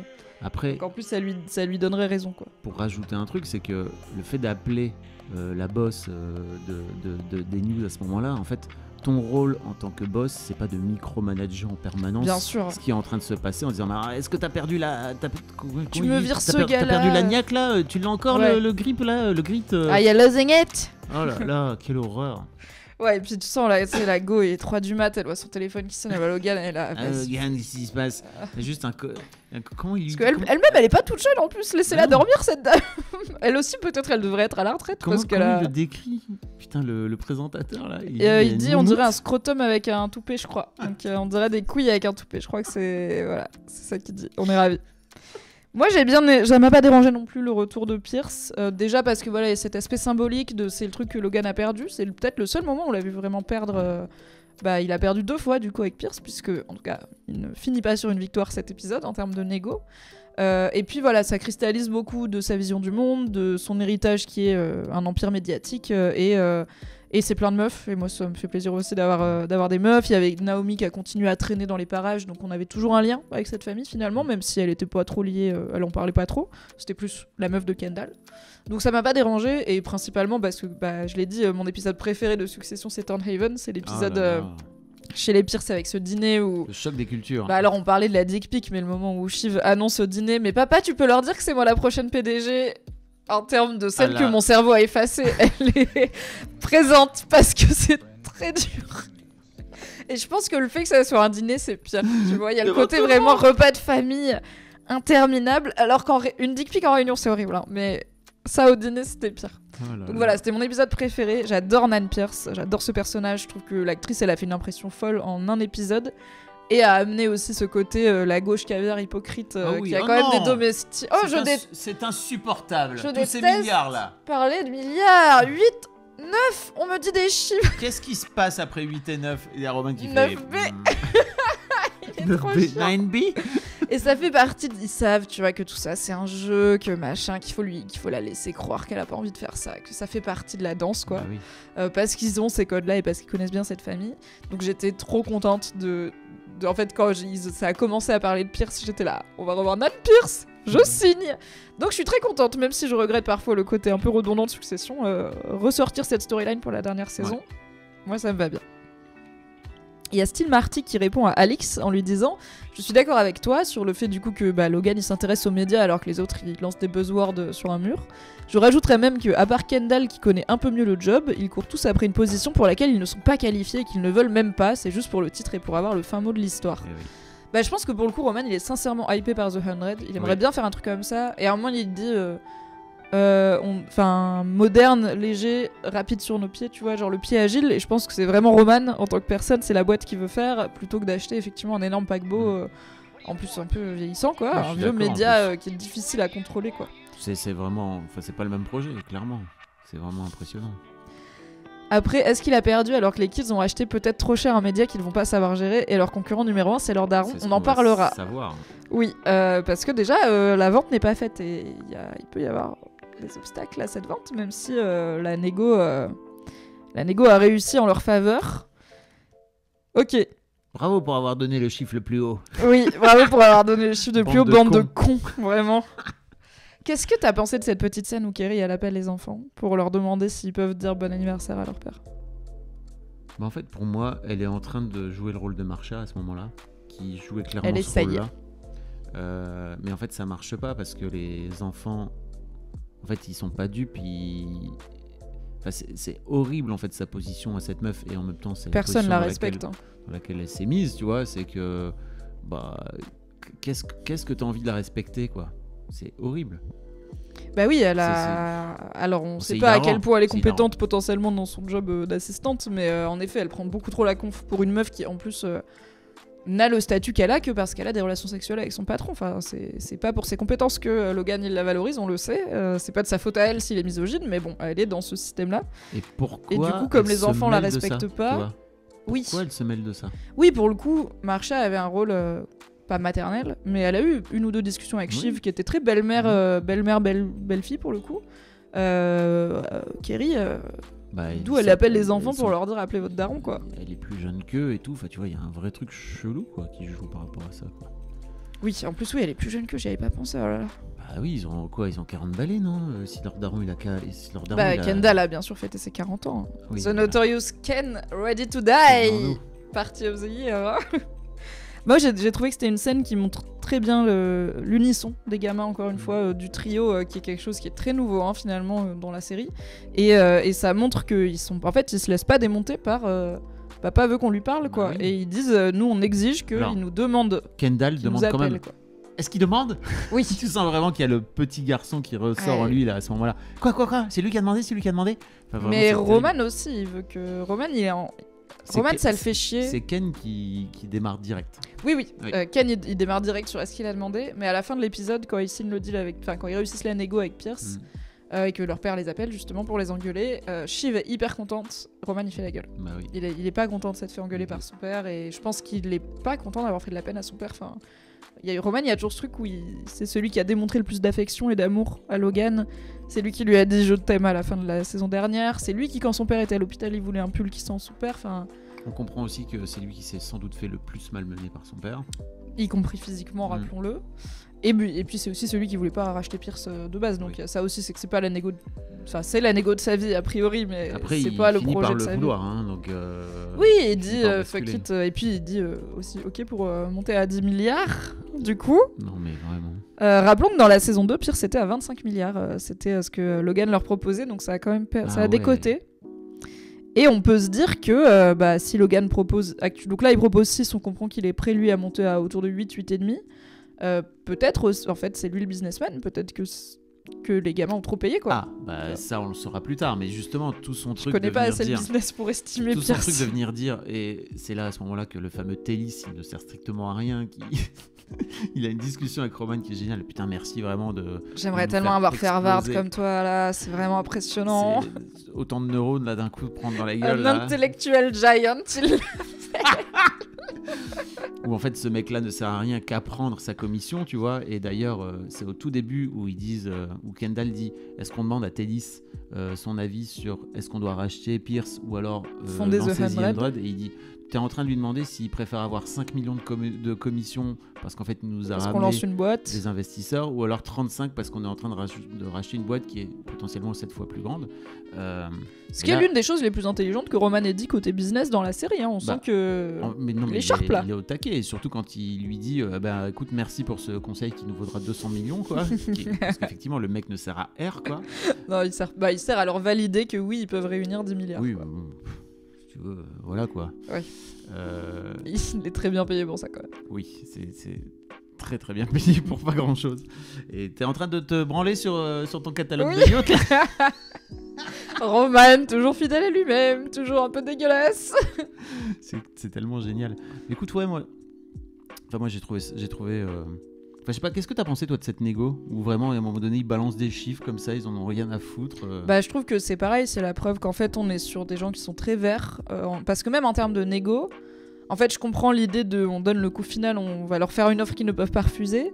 Mais une bonne négo, généralement c'est une négo où tu commences petit, où t'as des paliers en fait. Là oui, ils gagnent la négo. Et donc ils battent leur père et c'est clairement ça en fait c'est ça qu'ils veulent faire. Donc pour moi c'est une négo qui est mal menée. Si le but c'est d'acheter la boîte au meilleur prix à ce qu'elle vaut, si le but c'est de gagner, money fucking wins, t'as qu'à dire le plus gros chiffre. Je trouve que ça monte. Après faut la rentabiliser la boîte, hein, tu vois. Faut la rentabiliser. 10 milliards. C'est aussi l'occasion de nous rappeler, comme tu disais, à quel point ils sont déconnectés et alors c'est une expression qui est un peu intraduisible, mais Kendall il dit let's nickel and dime it est monté à 10 au lieu de 9,5, donc en gros on fait la point, on arrondit, mais nickel and dime c'est littéralement des toutes petites pièces. C'est comme s'il disait c'est littéralement on n'est pas aux pièces, on a qu'à dire on met 500 millions de plus, et c'est Roman qui est là.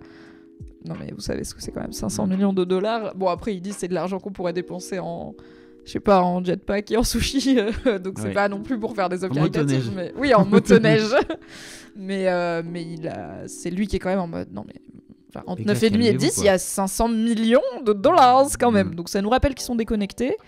Et après j'étais fière pour Shiv parce que c'est elle qui amène c'est le plan où ils disent 10 milliards à Pierce, il s'ouvre sur, donc c'est Shiv et derrière Kendall et Roman, il y a une porte coulissante qui s'ouvre et c'est en plan serré sur la tête de Shiv et après ça dézoome pour nous montrer le reste de la pièce et elle est rayonnante parce qu'elle sait qu'elle va gagner, elle sait qu'elle va battre son père, elle sait aussi qu'elle va acheter un média de gauche et alors elle dit, en fait on est à ça, à un moment elle dit on est en 1933, donc l'année de l'élection de Adolf Hitler et on a une grosse élection qui arrive, donc qui est risquée pour notre démocratie et j'ai envie d'avoir ma voix au chapitre, j'ai envie d'avoir un message, de faire passer mes messages. Donc je pense que c'est sa plus grande fierté de racheter Pierce et j'étais contente pour elle et en même temps, spoiler, je pense pas qu'ils vont racheter Pierce. Je pense qu'ils vont je pense qu'ils vont pas réussir. Ok. On en parlera dans mes pronostics de fin. J'ai pas compris pourquoi Shiv a dit le palier à Tom au téléphone si vite. Bah en fait pour moi elle l'a bluffé. Elle lui a dit 12 en fait. En fait si elle aurait pu dire 15 ou 20 c'était exactement la même chose. C'est juste elle savait pertinemment que ce palier était inatteignable pour Logan et donc elle lui a sorti ça juste pour le faire taire et pour le faire accrocher, ce qui a marché au final. Et aussi elle est sur place, donc elle sait que le temps que Logan se décide et tout, elle aura dit 10 à Pierce et elle sait aussi que en fait Nan Pierce a toutes les raisons du monde de ne pas vendre à Logan Roy qui est son ennemi à tous les niveaux, ils se détestent mutuellement donc ils jouent quand même avec une bonne longueur d'avance sur leur père. Et elle le dit, pour moi c'est aussi un peu un truc, mais parce que je pense qu'ils pensent qu'ils ont gagné alors qu'ils n'ont pas gagné, mais c'est qu'elle est là, t'inquiète nous on monte à 12. Alix dit c'est la best négo de Nan Pierce, ça c'est vrai, elle qui déteste parler d'argent. Non, elle ne dit rien, elle est là, je vais y réfléchir. La famille et moi, nous devons nous entretenir. Puisqu'elle fait semblant que Logan est au-dessus d'eux alors qu'ils ont déjà dit 8, je pense qu'elle sait qu'ils sont verts et elle prend avantage de la situation merdique avec leur père, point faible trop forte. Ah oui, clairement, la personne qui gagne cet épisode, c'est la famille Pierce, car Nan et tous ses enfants vont pouvoir continuer à habiter des villas ensoleillées toute leur vie. C'est d'ailleurs magnifique, une fois de plus. Oui. La villa dans laquelle Roman est au départ, elle est fabuleuse aussi. Elle coûte 26 millions de dollars.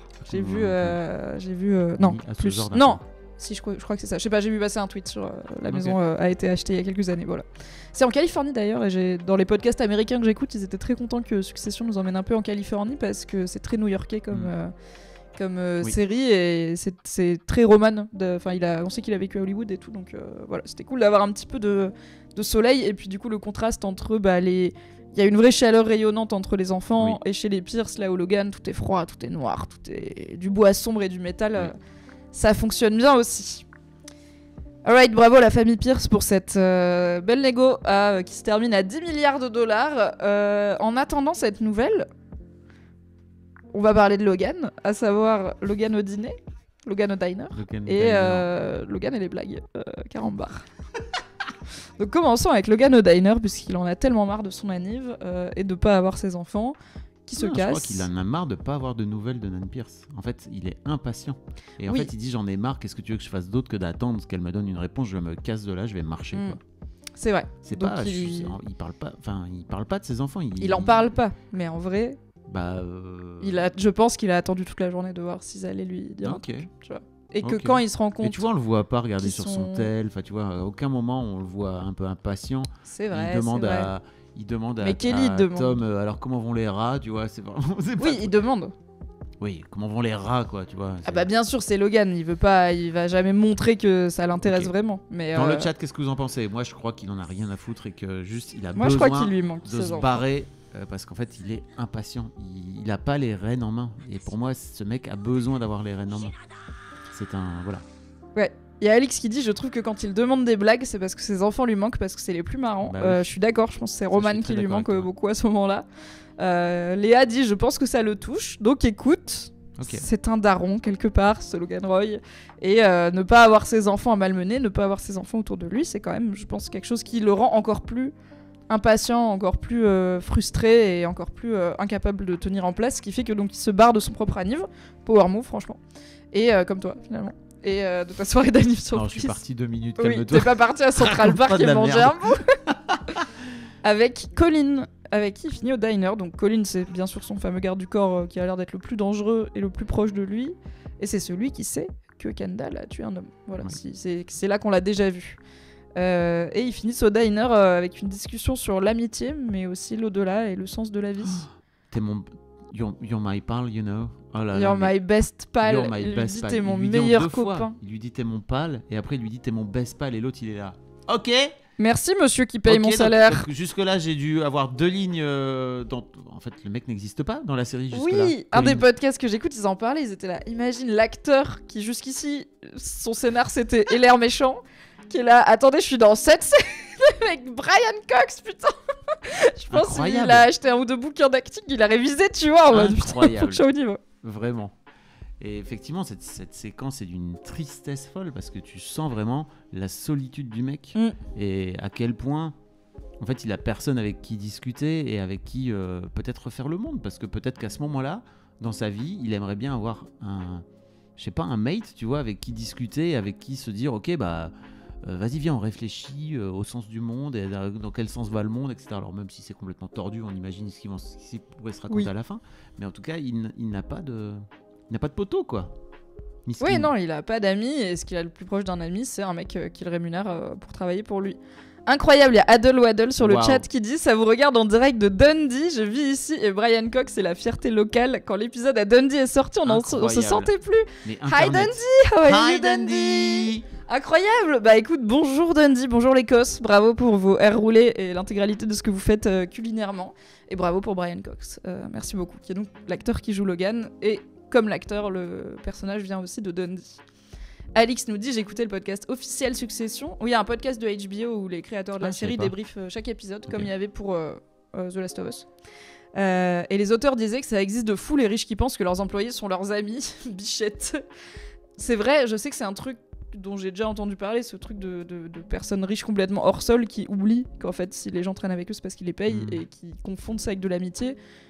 Je pense pas que Logan il confond ça avec de l'amitié, je pense juste qu'il, bah, comme tu dis, il est seul quoi. Enfin il a Mais pas le choix quoi, c'est par la défaut. première fois j'imagine qu'il le dit. Enfin, tu vois, en tout cas, on l'a pas vu. On l'imagine pas dire ça à Colin avant, quoi. Non, dans non, sa pas vie. du tout. Et le fait qu'il se retrouve au diner tout seul avec lui, ça. C'est triste, hein. Et en plus, ça a même pas l'air d'être un très bon diner, quoi. C'est vraiment genre un truc simple, mais un peu nul. Ah ouais, putain, c'est vrai qu'il l'interrompt direct, exactement. Il lui pose une question, genre. Et toi, est-ce que tu crois à la vie après la mort? Il dit, ouais, mon père était très religieux. Moi, j'en ai rien. Non, mais pas. Réalistiquement, ouais, là. Il dit- je m'en bats les couilles de ton père, vraiment. C'est ça aussi, c'est qu'il veut pas que l'autre interagisse avec Non. lui. Donc c'est Il a Viper au juste point besoin sur le d'avoir chat qui rappelle ça, ouais. Une oreille. Voilà, mais en fait, c'est un niveau de narcissisme qu'il a, Logan, qui est démesuré. Et aussi, bah, au final, donc le discours qu'il tient, c'est que les gens sont des unités économiques et que lui, du coup, il est un géant et eux, le reste du monde, Ouais. c'est des pygmées parce qu'il a une valeur telle qu'il est un géant. Et en fait, là, je me rends compte, en parlant, qu'il a plus personne dans son entourage qui est aussi... Enfin, en fait, il y a que ses enfants qui sont comme lui des milliardaires, mais tout le reste de son entourage, c'est des gens qui sont en dessous de lui, Kerry... Jerry, elle s'appelle Kerry ou les Kelly? Kerry, Jerry, Frank, Colin, etc. C'est des gens qui payent et qui sont des gens entre guillemets normaux. Donc il y a ça aussi, c'est qu'il a l'impression d'être entouré de pygmées parce qu'il a que des forceurs et des picassiettes ou des employés autour de lui. Les Monsters. Pourquoi cet épisode s'appelle The Monster? Je vais Tu le sais googler, ou pas je l'ai entendu et je l'ai pas noté parce que je suis un connard. Parce que plusieurs reprises, c'est une ref à The un truc, Monster, genre une série ou un film, tu vois. Ah, c'est une série. C'est un truc comme ça. Non, c'est pas ça. Si vous savez dans le chat, dites-le. N'hésitez pas à le dire, mais pardon, je t'ai mis... T'inquiète. Ah, c'est... Non, ça doit pas être ce film de 2022, je pense. Ah, c'est ça. The Monster, c'était une série des années 60 où c'était un peu la famille Addams, tu vois, t'avais Frankenstein, etc. Donc il est un peu en mode regarde la brochette d'affreux, tu vois, qui est à mon anniversaire. C'est comme s'il disait bienvenue au Carnaval des horreurs à mon anniversaire, quoi. Ce qui dit bien ce qu'il pense de ses invités, mais aussi un peu de lui-même, parce que du coup, il fait partie des monstres qui sont chez lui, quoi. Ce qui est lucide, paradoxalement. Et tout son truc sur l'au-delà, alors, sur l'après, qu'est-ce que t'en as pensé, toi? Il est vraiment... Bah moi je pense que Logan il meurt dans cette saison, et je pense que cette scène va dans ce sens. Je pense que ça doit être... En fait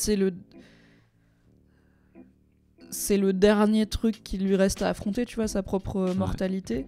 Et en fait c'est le seul truc qui met tout le monde à égalité, tu vois. Il essaye de se rappeler qu'il est pas comme tout le monde, mais comme tout le monde il va mourir et il disparaîtra, quoi. Et en fait c'est bien le seul truc où il pourra plus se bagarrer, il pourra plus rien y faire, quoi. Oui. Mais je pense qu'il va essayer de lutter jusqu'à la fin. Et je pense que la série, si jamais il meurt, va pas lui offrir une fin combative ou quoi, ça va être juste une mort, en fait, un truc un peu nul et random. Et on appelle la mort, quoi. Voilà, la mort. D'où aussi mon mini doute à la fin où j'étais là, est-ce qu'il meurt devant sa télé? Et après je fais non, il meurt pas. Mais il y a eu un petit moment où bah ouais, mais en même temps, Succession, dernière saison, épisode 1, Logan il meurt, c'est la Succession, tu vois. Il devait mourir dans la saison 1. J'avoue. Mais espérons qu'il meurt pas quand même sur son canapé devant CNews, mais en vrai, peut-être qu'il va mourir sur son canapé devant CNews et pas devant Greg qui doit être une meuf dans une chambre d'amis, donc c'est déjà ça, quoi. Putain, la vie. Mais oui, très belle scène du dîner. Je trouve que c'est... En fait, Logan, c'est un perso qui est très économe en parole. Il parle peu pour pas insulter quelqu'un ou dire un chiffre de milliards de dollars. Et c'est rare d'avoir des telles incursions dans sa psyché. Donc moi j'ai beaucoup aimé cette scène et j'espère qu'on en aura d'autres. Et puis c'est cool d'offrir à Brian Cox aussi ce genre d'au revoir au personnage pour la dernière saison. Moi, ce que j'ai beaucoup aimé, c'est que effectivement après, on rentre aussi dans sa psyché quand il finit par dire dites-moi des blagues, roastez-moi la gueule. Ah, la bore on the floor énergie de ce moment terrifiant. Ok, le roast de Logan Roy par ses proches et sa famille. Qu'est-ce qu'on en a pensé, Fabrizio? Quand il dit à Carl, en fait, c'est un peu nul ici. On se fait un peu chier. Faites des blagues. Et Carl fait quoi? Faites-moi des blagues. Waouh, c'est vraiment tellement la meilleure énergie pour. Soyez drôles, bande de cons. C'est chaud, c'est chaud. Horrible. Et personne ne roast Logan parce que Frank lui dit ah, Logan Roy. Il est coriace, ce vieux. Quel sacré, hein, voilà. Parce que Franck, on le sait, passez-moi l'expression, un petit peu fruité, mais n'a pas de couilles, globalement. Il s'écrase. Rappelons qu'il se fait virer. Bah, globalement, les trois pieds nickelés. Oui, là, les trois. Mais Jerry, tu vois, des années. Jerry, elle joue pas le jeu. Jerry, elle le regarde et. Et là, t'es odieux. Voilà. Ouais, dit tout ça, c'est horrible, voilà. Et Greg. Oh, mais Greg. Bah, lui, Greg a pris la conf. Non, mais déjà, c'est pas drôle. Alors, après, non, il fait pas de blagues. Il aurait pu faire des blagues autour de ça. Oui, mais il tente pas les blagues. Non. En fait, il est très frontal. Il lui dit t'es méchant et tout le monde a peur de toi. Et là, j'ai peur de toi et du coup, je sais pas quoi faire. Est-ce que, pour moi, je me suis dit, ok, est-ce que c'est le nouveau positionnement de Greg par rapport à Logan? En mode, en fait, j'en ai plus rien à foutre de toi, tu vois. Et juste, t'es un vieux con et je vais te le dire. Et ça prouve aussi à quel point, en fait, il prend la conf et il a compris que, en fait, pour réussir à tenir tête à Logan, il faut lui tenir tête, clairement. Oui. Et puis ça montre qu'il se sent plus pissé aussi, Greg, ce qui rentre dans le thème de cet épisode. Il a ramené une random chez Logan alors qu'il a hyper peur de Logan. Normalement, il prendrait pas ce risque, tu vois, ouais. Greg de la saison 1. Et je pense que le fait de revenir à l'anniversaire de Logan, ça lui rappelle à quel point il a monté les marches et que ça lui monte aussi à la tête. Donc il a plus peur de grand tonton, quoi. Écoute, moi je me dis, si ça peut créer une forme de peut-être, hein, tu vois, d'aussi amener Greg à devenir le successeur, bah, peut-être ça marche, c'est une du petite coup, graine. Ouais. Moi, je reste dans ma théorie de... c'est possible, dans notre théorie de peut-être c'est Greg qui gagne à la fin. Enfin, qui gagne. Peut-être pas qui gagne, mais qui devient un peu le nouveau Logan. Et du coup, bah, le montrer, lui dire ça, c'est assez marquant. quand il lui dit ils sont où tes enfants Logan, j'étais là. Mais il est tout à fait fou. Il est tout à fait fou. Et pourquoi il lui répond genre il est où ton vieux gars, ton alors your old man, c'est genre ton père, c'est ça? Ouais, il est où ton père? Il est encore en train de sucer des bites à la fête foraine. Et en fait apparemment j'avais complètement oublié, mais il y avait une scène qui devait être au mariage de Shiv, où il y avait Caroline, donc leur mère, qui, pareil, dit un truc à Greg en mode ah oui, et ton père que homosexuel ou un truc comme ça. Donc apparemment, il y a une storyline de le père de Greg, peut-être il a quitté sa femme parce qu'il s'est rendu compte qu'il était homosexuel, ou il a trompé sa femme avec des hommes. Okay. Je crois pas qu'on en sache plus que ça. Mais du coup, en gros, il l'attaque à la jugulaire sur son. En plus, c'est très dévirilisant, je pense, dans la tête de Logan. Ton daron, il se débite. C'est. Mais ça montre que Greg, il l'a mordu là où ça fait mal, quoi. Il l'a touché. Où sont tes gamins? Horrible. Et pendant toute cette scène, il y a Tom qui échappe à tout ça parce que Tom, il fait la liaison avec les Pierce et avec Shiv, ce qui montre aussi la place, le statut qu'il a auprès de Logan. C'est lui qui gère la négo, en vrai, donc... C'est toujours ce côté où Logan il veut pas s'abaisser à ça, donc il fait faire son sale business par d'autres. Il va pas appeler. C'est pas lui qui est au téléphone avec Nan, tu vois. C'est toujours important d'avoir des intermédiaires dans ce cas-là. Oui, et c'est tout comme Nan. Voilà, c'est normalement pour ça que tu payes les banquiers des millions d'euros. Oui, mais même chez les Pierce, Nan envoie Naomi leur dire on est sur temps et tout, c'est tout un balai. Et là, du coup, c'est Tom qui joue ce rôle.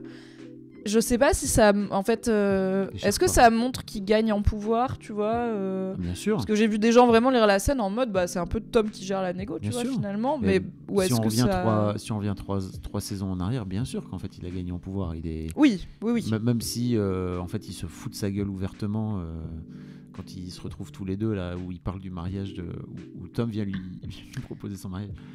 Timothée, n'est-ce pas? Théodore. Je vous invite. Ah oui, je l'ai même pas dit. Le récap rigolo. Dans des récaps rigolos. Le récap rigolo de Succession est tous les lundis sur mon Patreon et le premier est dispo. Il est en accès libre pour tout le monde. Donc profitez-en, faites-le tourner à vos amis. J'ai été extrêmement conne, je me suis beaucoup fait rire. Voilà. C'était très très drôle. Merci. Et effectivement, on sent que il est en fait suite au volte-face et vraiment au coup de poignard qu'il a mis dans le dos de sa femme, c'était aussi une façon de se rapprocher de Logan et que Logan, pour l'instant en tout cas, lui a pas dit non en fait ça lui. Il l'a récompensé pour ça. Qu'est-ce qui va se passer entre nous si jamais, par exemple, mon mariage. Un mariage qui serait peut-être le mien, qui est le mien avec votre fille. Et entre nous, ça va. C'est là, ça me réchauffe le cœur. Putain, c'est vraiment horrible. C'est vraiment pas une réponse, hein. Logan, il est là. Si ça va. Et c'est genre. C'est les réponses de Logan pendant. Oui. Genre 4 le mec, il dit jamais rien, quoi. Ouais. Et d'ailleurs, là, Logan est aussi victime. Alors, les enfants ont peut-être surnégo, c'est-à-dire acheter Pierce pour un peu plus cher. Mais Logan, il est un peu victime de son propre hubris, puisqu'il décide de baisser la négo. Il dit, en fait, lui dis pas 7 ou 8, dis-lui 6,5. Prétend qu'il y a un truc qu'on veut plus, qui nous fait chier, donc pour serrer la vis. Et il a joué, il a perdu. Parfois, tu serres tellement la vis que ça, oui, ça mais casse. Encore une fois, comme il leur dit à la fin, en fait, bravo, vous avez juste gagné à sortir le meilleur chiffre, à sortir le plus gros chiffre. Mais quand c'est lui qui l'avait fait avec Pierce, il était en mode money fucking wins et il se sentait plus pissé, tu vois. J'avoue, mais en fait, en attendant, il avait personne en face.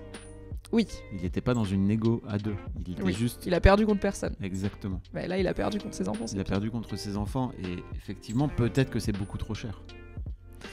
Et en fait, c'est au moins un peu trop cher, je pense. On le saura, j'imagine, par la suite, si jamais ça l'est. Oui, alors si jamais, encore une fois, la vente se fait. Puisque donc. Pourquoi t'es convaincu que cette vente ne va pas se faire? Parce que Logan il perd pas et que du coup il va. En fait, la vente se fait que si l'acquisition par Gojo se fait, parce que c'est ça qui va filer 3 milliards aux gamins. Et ensuite, ils ont calculé qu'ils pourraient avoir le reste des milliards avec des investissements. Logan, est-ce qu'il coule son propre bateau pour couler ses enfants avec? Oui. Pour éviter que eux ils gagnent. Oui, tu vois, je pense. Et on sait que la vente n'est pas encore faite, qu'elle est dans 2 jours. Il y a un moment dans l'épisode où Shiv elle leur dit au début justement, quand elle dit j'assure mes arrières, elle dit la vente elle est pas faite. Et Logan il lui dit mais c'est dans 2 jours et la vente elle est pas faite. En fait, moi, la vente elle est pas faite. Alors je comprends, mais pour moi la fin aurait pas été celle-là. C'est-à-dire que pour moi la fin ça aurait été ok, je vais saupoudrer des trucs on va s'aborder cette vente là où il est en train de regarder sa chaîne de télé qui va être le seul truc qu'il va garder après. Et pour moi, il va plutôt. Donc ça va être l'affrontement entre les deux médias pour toi. Sûr et okay. Enfin, je suis pas. Je sais pas si c'est sûr et certain, mais en tout cas pour moi, si ils vont amener Logan à faire capoter la vente, en fait, on revient au début de la saison 3, c'est trop chiant, quoi. On revient. Oui, voilà. mais c'est là où on en revient à cette question, mais qui est hyper intéressante, je trouve. C'est la preuve que Succession, c'est une série qui provoque aussi la réflexion. C'est est-ce que cet aspect circulaire de l'intrigue, c'est le propos, et c'est-à-dire oui, on va tourner en rond parce que le créateur a quand même dit qu'il croit pas que les gens changent. Genre, ça fait partie de ses convictions, donc. Est-ce que le côté circulaire bah oui, on va revenir en fait à Logan contre ses enfants, et quand les enfants gagnent, Logan il leur coupe l'herbe sous le pied, ou est-ce que on va passer un cap, les enfants vont effectivement acheter Pierce pour quand même quasiment toute leur fortune, enfin ils ont beau être très riches, 10 milliards c'est beaucoup d'argent, je sais pas si vous savez, 10 milliards c'est beaucoup d'argent, et ils vont devoir maintenant... Avec beaucoup de zéros. Ouais, c'est 9-0 après le 10 quoi, et quand le chien attrape la voiture, qu'est-ce qu'il en fait ? C'est la question qu'on va poser. Mais il y a Luce qui dit, je suis d'accord sur le chat, je suis d'accord, pour moi il va pas vendre, ou alors il meurt avant et c'est les enfants qui récupèrent avant la vente. Ça c'est intéressant, si les enfants sont en train d'acheter Pierce et que Logan meurt et qu'ils héritent de Waystar. Vous allez trop loin les gars, je crois, parce que pour moi Logan il faut qu'il soit encore dans cette saison, sinon ça n'a pas d'intérêt. Oui, je pense aussi que s'il meurt, il va mourir tard. Oui. Je pense qu'il y a des bonnes chances qu'il meure, mais pas à épisode 2 quoi. Oui. Et alors, c'est un peu bête à dire, mais j'espère que Connor va... Enfin, j'espère qu'il sera au mariage de Connor, pas juste parce que ça va être hilarant, mais aussi parce que je serais vraiment triste pour Connor si son père il meurt avant qu'il se... Enfin, je pense que Connor il serait triste de se marier sans son père. Moi, mariage de Connor, c'est milieu de saison. Je pense aussi, ouais. Et du coup, à mon avis, on a au moins 5 épisodes sur 10 de Logan. Et ce sera peut-être le seul moment où il revoit tous ses enfants, ce sera peut-être au mariage. C'est ça l'intérêt des mariages dans les séries et dans Succession notamment, c'est que ça réunit plein de gens, même ça va au-delà des embrouilles business, etc. Puisque c'est la célébration de l'amour. On a fait le tour de cet épisode. Bah oui, hein. On n'a rien oublié, je pense. On voit très rapidement Jerry, mais voilà, pas plus. Donc on ne sait pas exactement où est-ce qu'elle en est. Je surveille ça de près car, comme je l'avais dit dans le live pré-saison 4, c'est ta meuf je l'aime beaucoup, c'est ma meuf préf, avec Nan Pierce, qu'on a revu. Du coup, j'étais ravie. Ah mais non, la scène de fin, Tom et Shiv. Oh là là, on a failli oublier là. Oh là là, nous on est là. T'as pas fait de contenu sur le divorce, toi, par exemple, dans ta vie, Fabrice Florent, et sur la vie d'après le divorce, qui pourrait être intéressant pour que les gens ils les écoutent. J'ai fait un podcast qui s'appelle Deuxième vie après le divorce, si ça vous intéresse, qui vaut, je crois, la peine d'être écouté, même si t'as pas encore divorcé et même si tu t'es pas encore marié, parce que en fait c'est. J'aime bien si t'as pas encore divorcé, genre tous les gens mariés qui sont là. Comment ça encore? Oui. Après, genre c'est une fatalité. Vous êtes pas obligé de divorcer, mais c'est juste ça parle de couple et ça parle de rupture et ça parle de se remettre d'une rupture. Et en fait, en vrai, ça parle aussi d'une manière générale de deuil et de faire le deuil d'une relation et de faire le deuil. Voilà. Donc, et tu l'as fait avec Mai Ua, qui est Mai-Ua. une femme divorcée, donc il y a aussi ce point de vue homme divorcé, femme divorcée. Je trouve que c'est cool d'avoir. Qui est divorcée depuis beaucoup plus longtemps que moi à l'époque où je l'étais. Et donc, ce podcast a super bien marché. On l'a diffusé l'été dernier. Ouais, c'était une mini-série estivale. Qu'on a diffusé pendant 6-7 épisodes. Et c'était vraiment très cool. Et effectivement, cette scène, en fait, je me suis dit, waouh, c'est vraiment. La preuve, on l'a oublié. C'est tellement rare de voir ce genre de moment d'intimité, ouais, et de tendresse et de calme et de juste d'humanité quoi. C'est un moment où on a l'impression que c'est des personnes qui jouent pas un rôle mais qui sont elles-mêmes aussi vulnérables qu'elles peuvent l'être, c'est-à-dire notamment pour Shiv pas beaucoup, mais c'est le max je pense qu'elle peut faire, et c'est avec Tom, ils sont chez eux, il est en pyjama, elle est habillée un peu décontractée et tout, et oui c'est rare. Et je trouve qu'il y a Alix qui dit ils sont trop forts de pas être tombés dans le cliché de l'engueulade. Pour moi ça prouve aussi un point, et c'est qu'en fait pour avoir une engueulade il faut être deux, et qu'en fait Shiv elle arrive en mode je vais te niaquer la gueule et je vais te sauter à la jugulaire, et en fait Tom il n'a pas du tout envie de se battre avec elle, parce qu'en fait globalement mais même elle, je la d'elle de ouf. Dans l'épisode, elle je la sens combative, tu sais, au téléphone et tout, mais là elle vient chercher des fringues et tout, et quand elle le voit, elle lui chicane la gueule au départ en disant vous avez un logo machin. Ah oui, elle l'embrouille bien sûr, pardon. Direct. Elle l'embrouille pour les Disgusting Brothers, Voilà, et puis il lui dit tu tapes des modèles et en fait tu fais toutes tes poses là, et puis en fait vous faites le tour avec Greg. Waouh.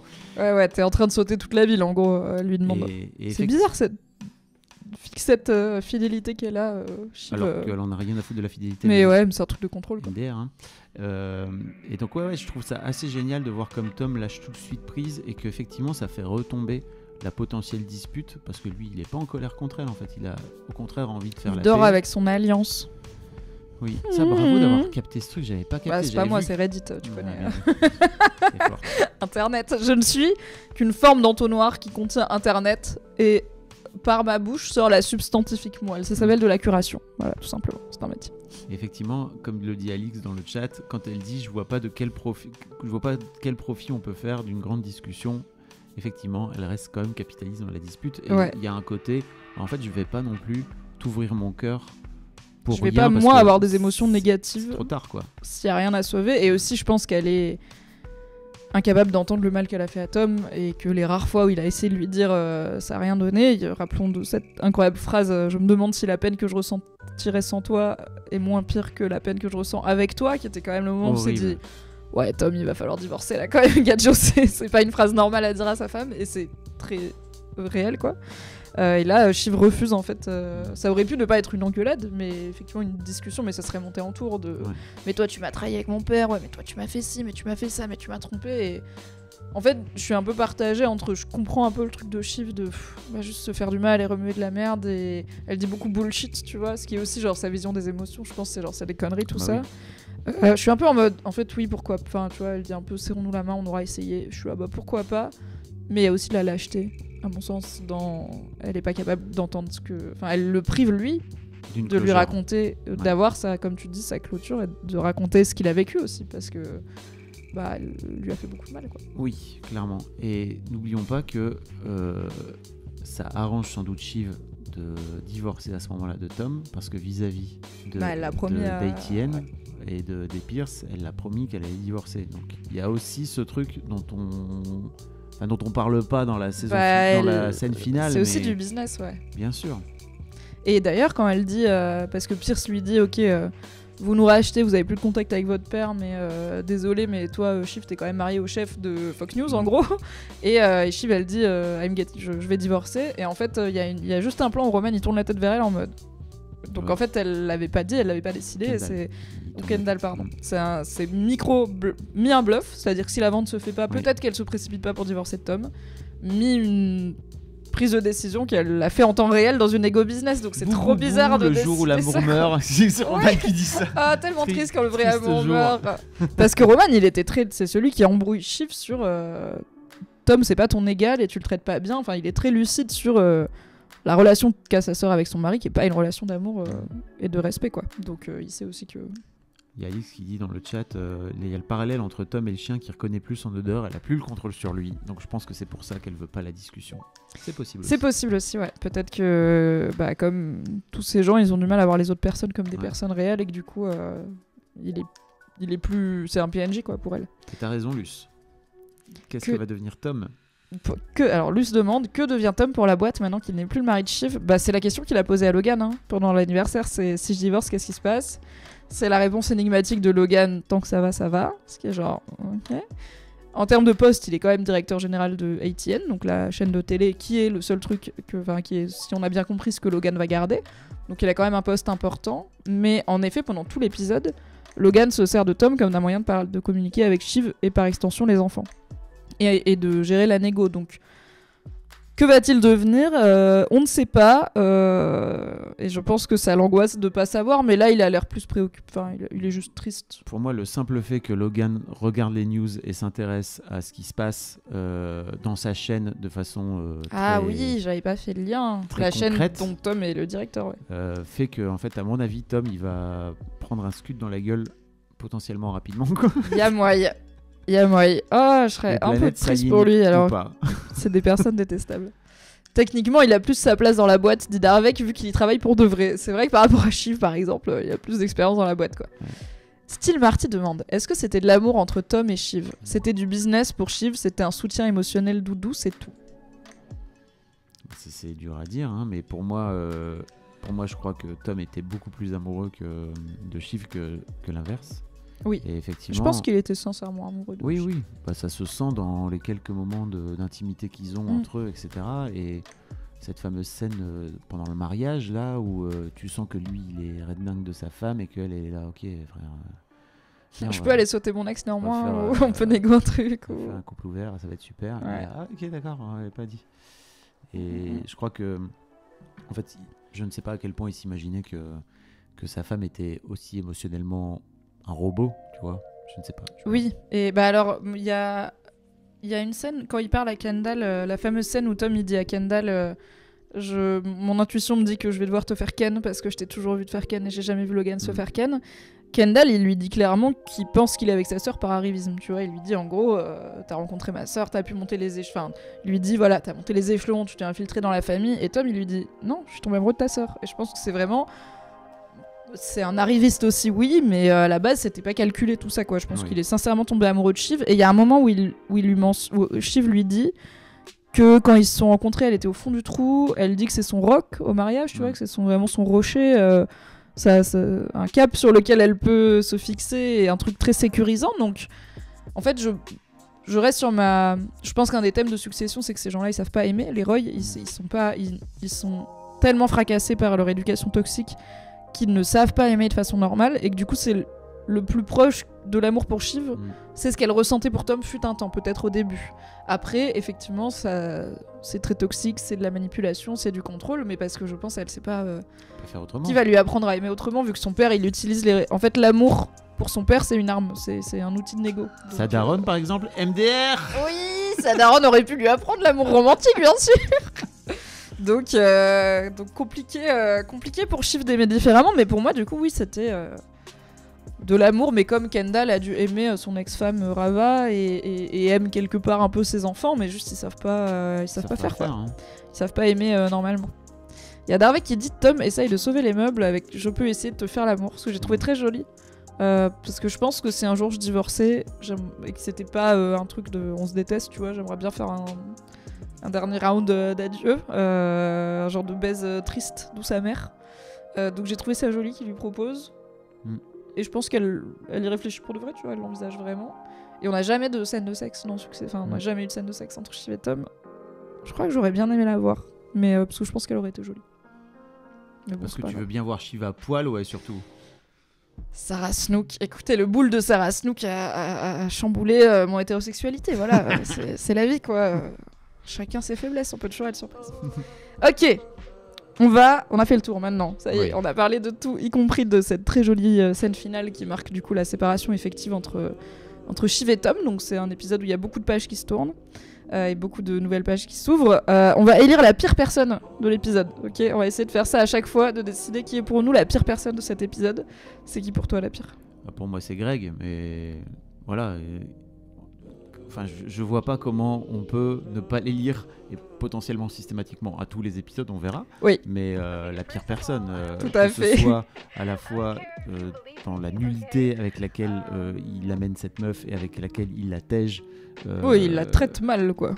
Et puis aussi la façon dont il se chie dessus en permanence. Enfin, c'est insupportable. Ce mec est vraiment le pire mec. Vraiment. Oui, et en plus il est médiocre, quoi. Il y a ce truc il a même pas le bon goût, d'avoir du charisme, d'être intelligent, d'être fort dans ce qu'il fait. Il est juste médiocre et arriviste et il se sent plus pissé parce que ça y est, il traîne avec les grands, quoi. Greg the Egg, tout à fait. Lui on a un chat unanime sur Greg le nulos, Greg qui a balancé sa copine et Greg the Egg. Donc oui, je pense qu'on peut dire que la pire personne de cet épisode, c'est Greg. Je mets une petite mention honorable pour tout le drama je déteste parler d'argent de Nan Pierce qui me fait hurler de rire à chaque fois et qui est vraiment une sale race, quoi. Je suis là, arrête meuf, arrête. Vraiment, on le sait que mais ça marche. À la fin, 10 milliards. Ok. Et toi, pour toi ? Bah c'est pareil, moi je suis évidemment team Greg. Je croyais que t'étais Kerry alors. Non, ils sont ex-aequo, mais Kerry a factuellement moins fait de trucs détestables que Greg dans cet épisode. Donc c'est Greg qui gagne, qu'elle n'hésite pas à level up afin de re-rentrer dans la course Kerry parce qu'elle est bien placée. Hein, je la déteste quand même. Les dents longues, ça me fatigue. Mais Greg a quand même. Ça dit de toi, que ça te fatigue. J'ai un rapport à l'ambition assez sain, je dirais maintenant. Mais pas trop quand même. Point trop n'en faut. De la mesure en toute chose. Donc oui, c'est Greg, le pire de l'épisode. Bravo à lui! Oui, quel talent. En termes de pronostics et d'attente pour la suite, donc sachant qu'on n'a pas regardé ni les bandes annonces de la saison, ni la semaine prochaine dans Succession, qui a parfois. Bah, je sais qu'il y a sur HBO, mais moi je regarde pas. Moi j'ai sur. Je sais pas s'il y a sur. Y a pas ça. En tout cas, moi je m'arrête quand le générique de fin commence, quoi. Donc je sais pas s'il y a une vignette à la fin. C'est quoi tes pronos, c'est quoi tes attentes ? J'ai l'impression d'avoir un peu fait les miennes vu que je pense que la vente va pas se faire. Moi j'espère qu'ils vont passer vite à ok, la vente se conclut, parce que sinon ça va être chiant, ça va être long, Ok. et qu'on passe vite à ok, c'est quoi les deux camps sont là désormais, et comment et à quoi ça va ressembler, quoi. Parce que pour moi, s'ils passent trop de temps à conclure la vente ou pas conclure la vente, en fait c'est là, ok les gars, vous c'est Ok. chiant. S'il vous plaît, avançons et revenons pas au début de la saison 2, c'est ça Ouais, avec demi, le là, débat C'était chiant. C'était milieu de saison 2, ouais. Ouais. C'est bien, La là, saga avec les on a deux parties en place, on a deux camps en place. On attendait ça depuis des plombes, en fait, qu'enfin les enfants s'unissent. Oui, Pour et pouvoir, travaillent ensemble contre aller- leur père. aller cogner leur père. Et en fait, qu'est-ce que va faire Logan de tout ça? Et notamment, en fait, comment Logan va faire pour s'occuper? Et moi, je crois vraiment qu'il va venir foutre son nez dans ATN, ça va être un Bah, en délire. plus, on sait qu'on est en période d'élection présidentielle, ce Oui. qui est important pour les médias. On sait que Mencken va revenir, donc oui, il y a moyen qu'il y ait des choses à jouer en termes de Bah oui. Logan qui reprend un peu plus sérieusement la main sur ATN. Il y a Alix qui dit: j'ai hâte de voir lequel des enfants va trahir en premier les deux autres. Ouais. Tu penses qu'ils vont se trahir? Non, je crois pas. Parce Moi, que je là, pense pas, non. Là, maintenant, ils sont dans le même bateau. Et en fait, je crois, enfin, j'espère en tout cas que ce truc de, ok, on a dépassé le cap de, il faut qu'on arrête, il faut qu'on soit un papa pleaser, quoi, tu vois. Mm. Ils ont passé ce truc-là. Enfin, en tout cas, j'espère. J'ai l'impression qu'on est trop optimiste pour Succession. Bah ouais, peut-être. Ouais. Alix dit: vous êtes T'as trop raison. optimiste. C'est dans quoi qu'ils disent si vous pensez que ça a une fin heureuse, vous n'avez pas regardé attentivement. Je sais plus, c'est une réplique d'un truc. Ok. You haven't been paying attention. Donc peut-être on est trop optimiste. Voilà. Jesse Simmons a dit qu'il ne pense pas que les gens changent. On verra. Hein. Je ne sais pas, mais je suis comme toi. J'ai envie de dire, je pense pas qu'il y en a En un tout des cas, trois j'ai- qui va trahir les au autres. En moins- tout cas, pas pour Logan. Oui, tu c'est ça. vois. Mais c'est surtout que, en fait, peut-être ils vont finir par trahir, mais pour moi, il y a plutôt. J'ai besoin qu'il y ait au moins 2, 3, 4 épisodes où ça se développe un peu sans qu'ils Yes. reviennent à des vieux trucs, quoi, tu vois. Darvek dit: ça ne peut que mal Oui, finir. je Et là, suis on verra. d'accord. Et en un peu plus précis, je pense que la semaine prochaine, du coup, il y aura Madsen, Alexander Skarsgård, Mm. parce que si c'est dans 2 jours la vente, je pense que l'épisode prochain, ça sera la vente à Gojo, si ça se fait, ou l'annulation de la vente pour que les enfants n'aient pas leur milliard pour acheter Peut-être. Pierce, qui est ma théorie. Donc j'ai hâte, pour le coup, de revoir ce perso qui marche très bien avec Roman, qui marche très bien avec Logan, et j'ai hâte de le voir se confronter potentiellement à Shiv, à Kendall et tout, parce qu'on l'a vu avec Ils vont- Kendall ils à vont son pas se anniv. confronter de ce fait-là. Tu vois, pour moi, ils seront pas ennemis. Ah, C'est-à-dire ok. que pour moi, Waystar, c'est. Ok, Waystar, c'est ça. C'est pas forcément une boîte les deux de sont médias, séparés, quoi, oui. tu vois. Et pour moi, Gojo. Enfin, pour moi, c'est Gojo qui va prendre le lead et qui va juste être Gojo. Mais peut-être je me trompe. Ok. J'en sais rien. On verra. En tout cas, toujours ravi de voir Alexander Skarsgård. Ok, et bah écoute, c'est la fin de ce débrief de Succession Quelle joie. saison 4, épisode 1. Merci Fabrice. Plaisir. Merci la MIF d'avoir été là. Avant de finir, je voulais te demander si t'as une série à reco aux gens oui. en ce moment pour faire des petites recos pour patienter entre 2 Êtes-vous épisodes de prêts? Succession. Notez bien. Donc déjà, Notez, que j'ai un podcast qui s'appelle Les Lubies de Canard, c'est vrai. que je fais avec ma meuf.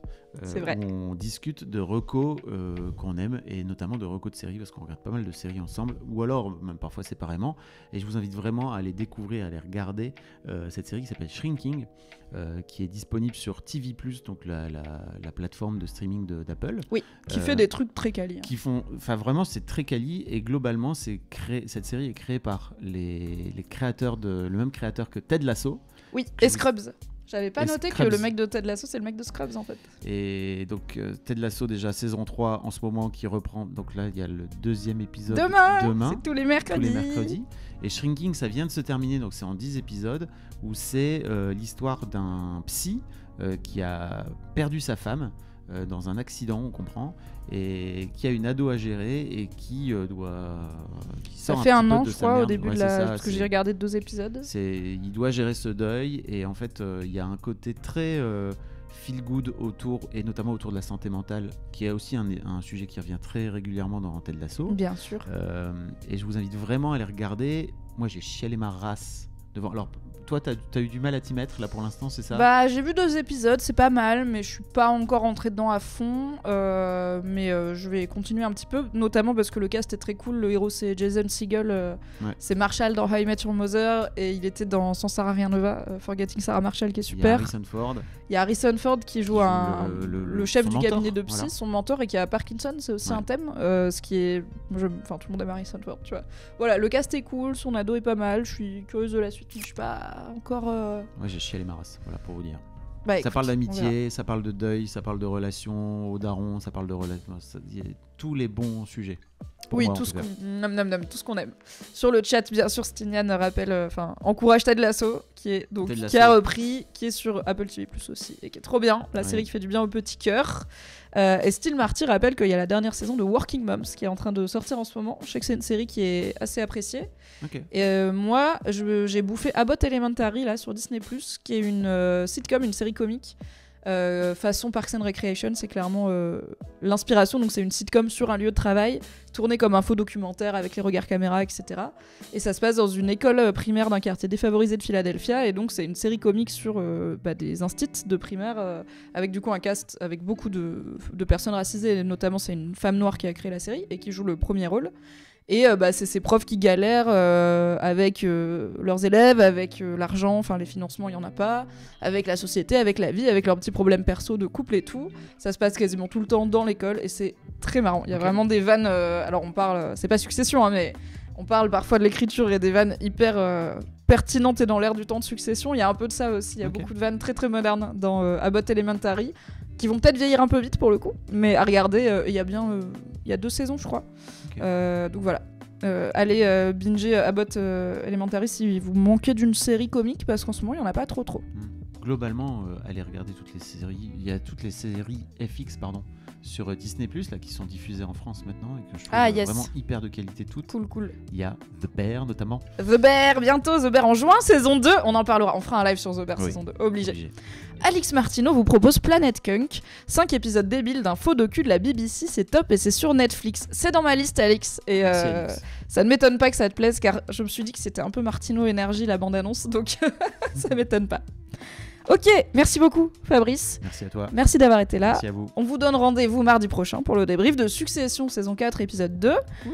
Si jamais vous écoutez ce contenu en podcast, n'hésitez pas à laisser 5 étoiles et un commentaire et à faire la pub du podcast autour de vous. Et à vous abonner bien sûr si ce n'est pas déjà fait.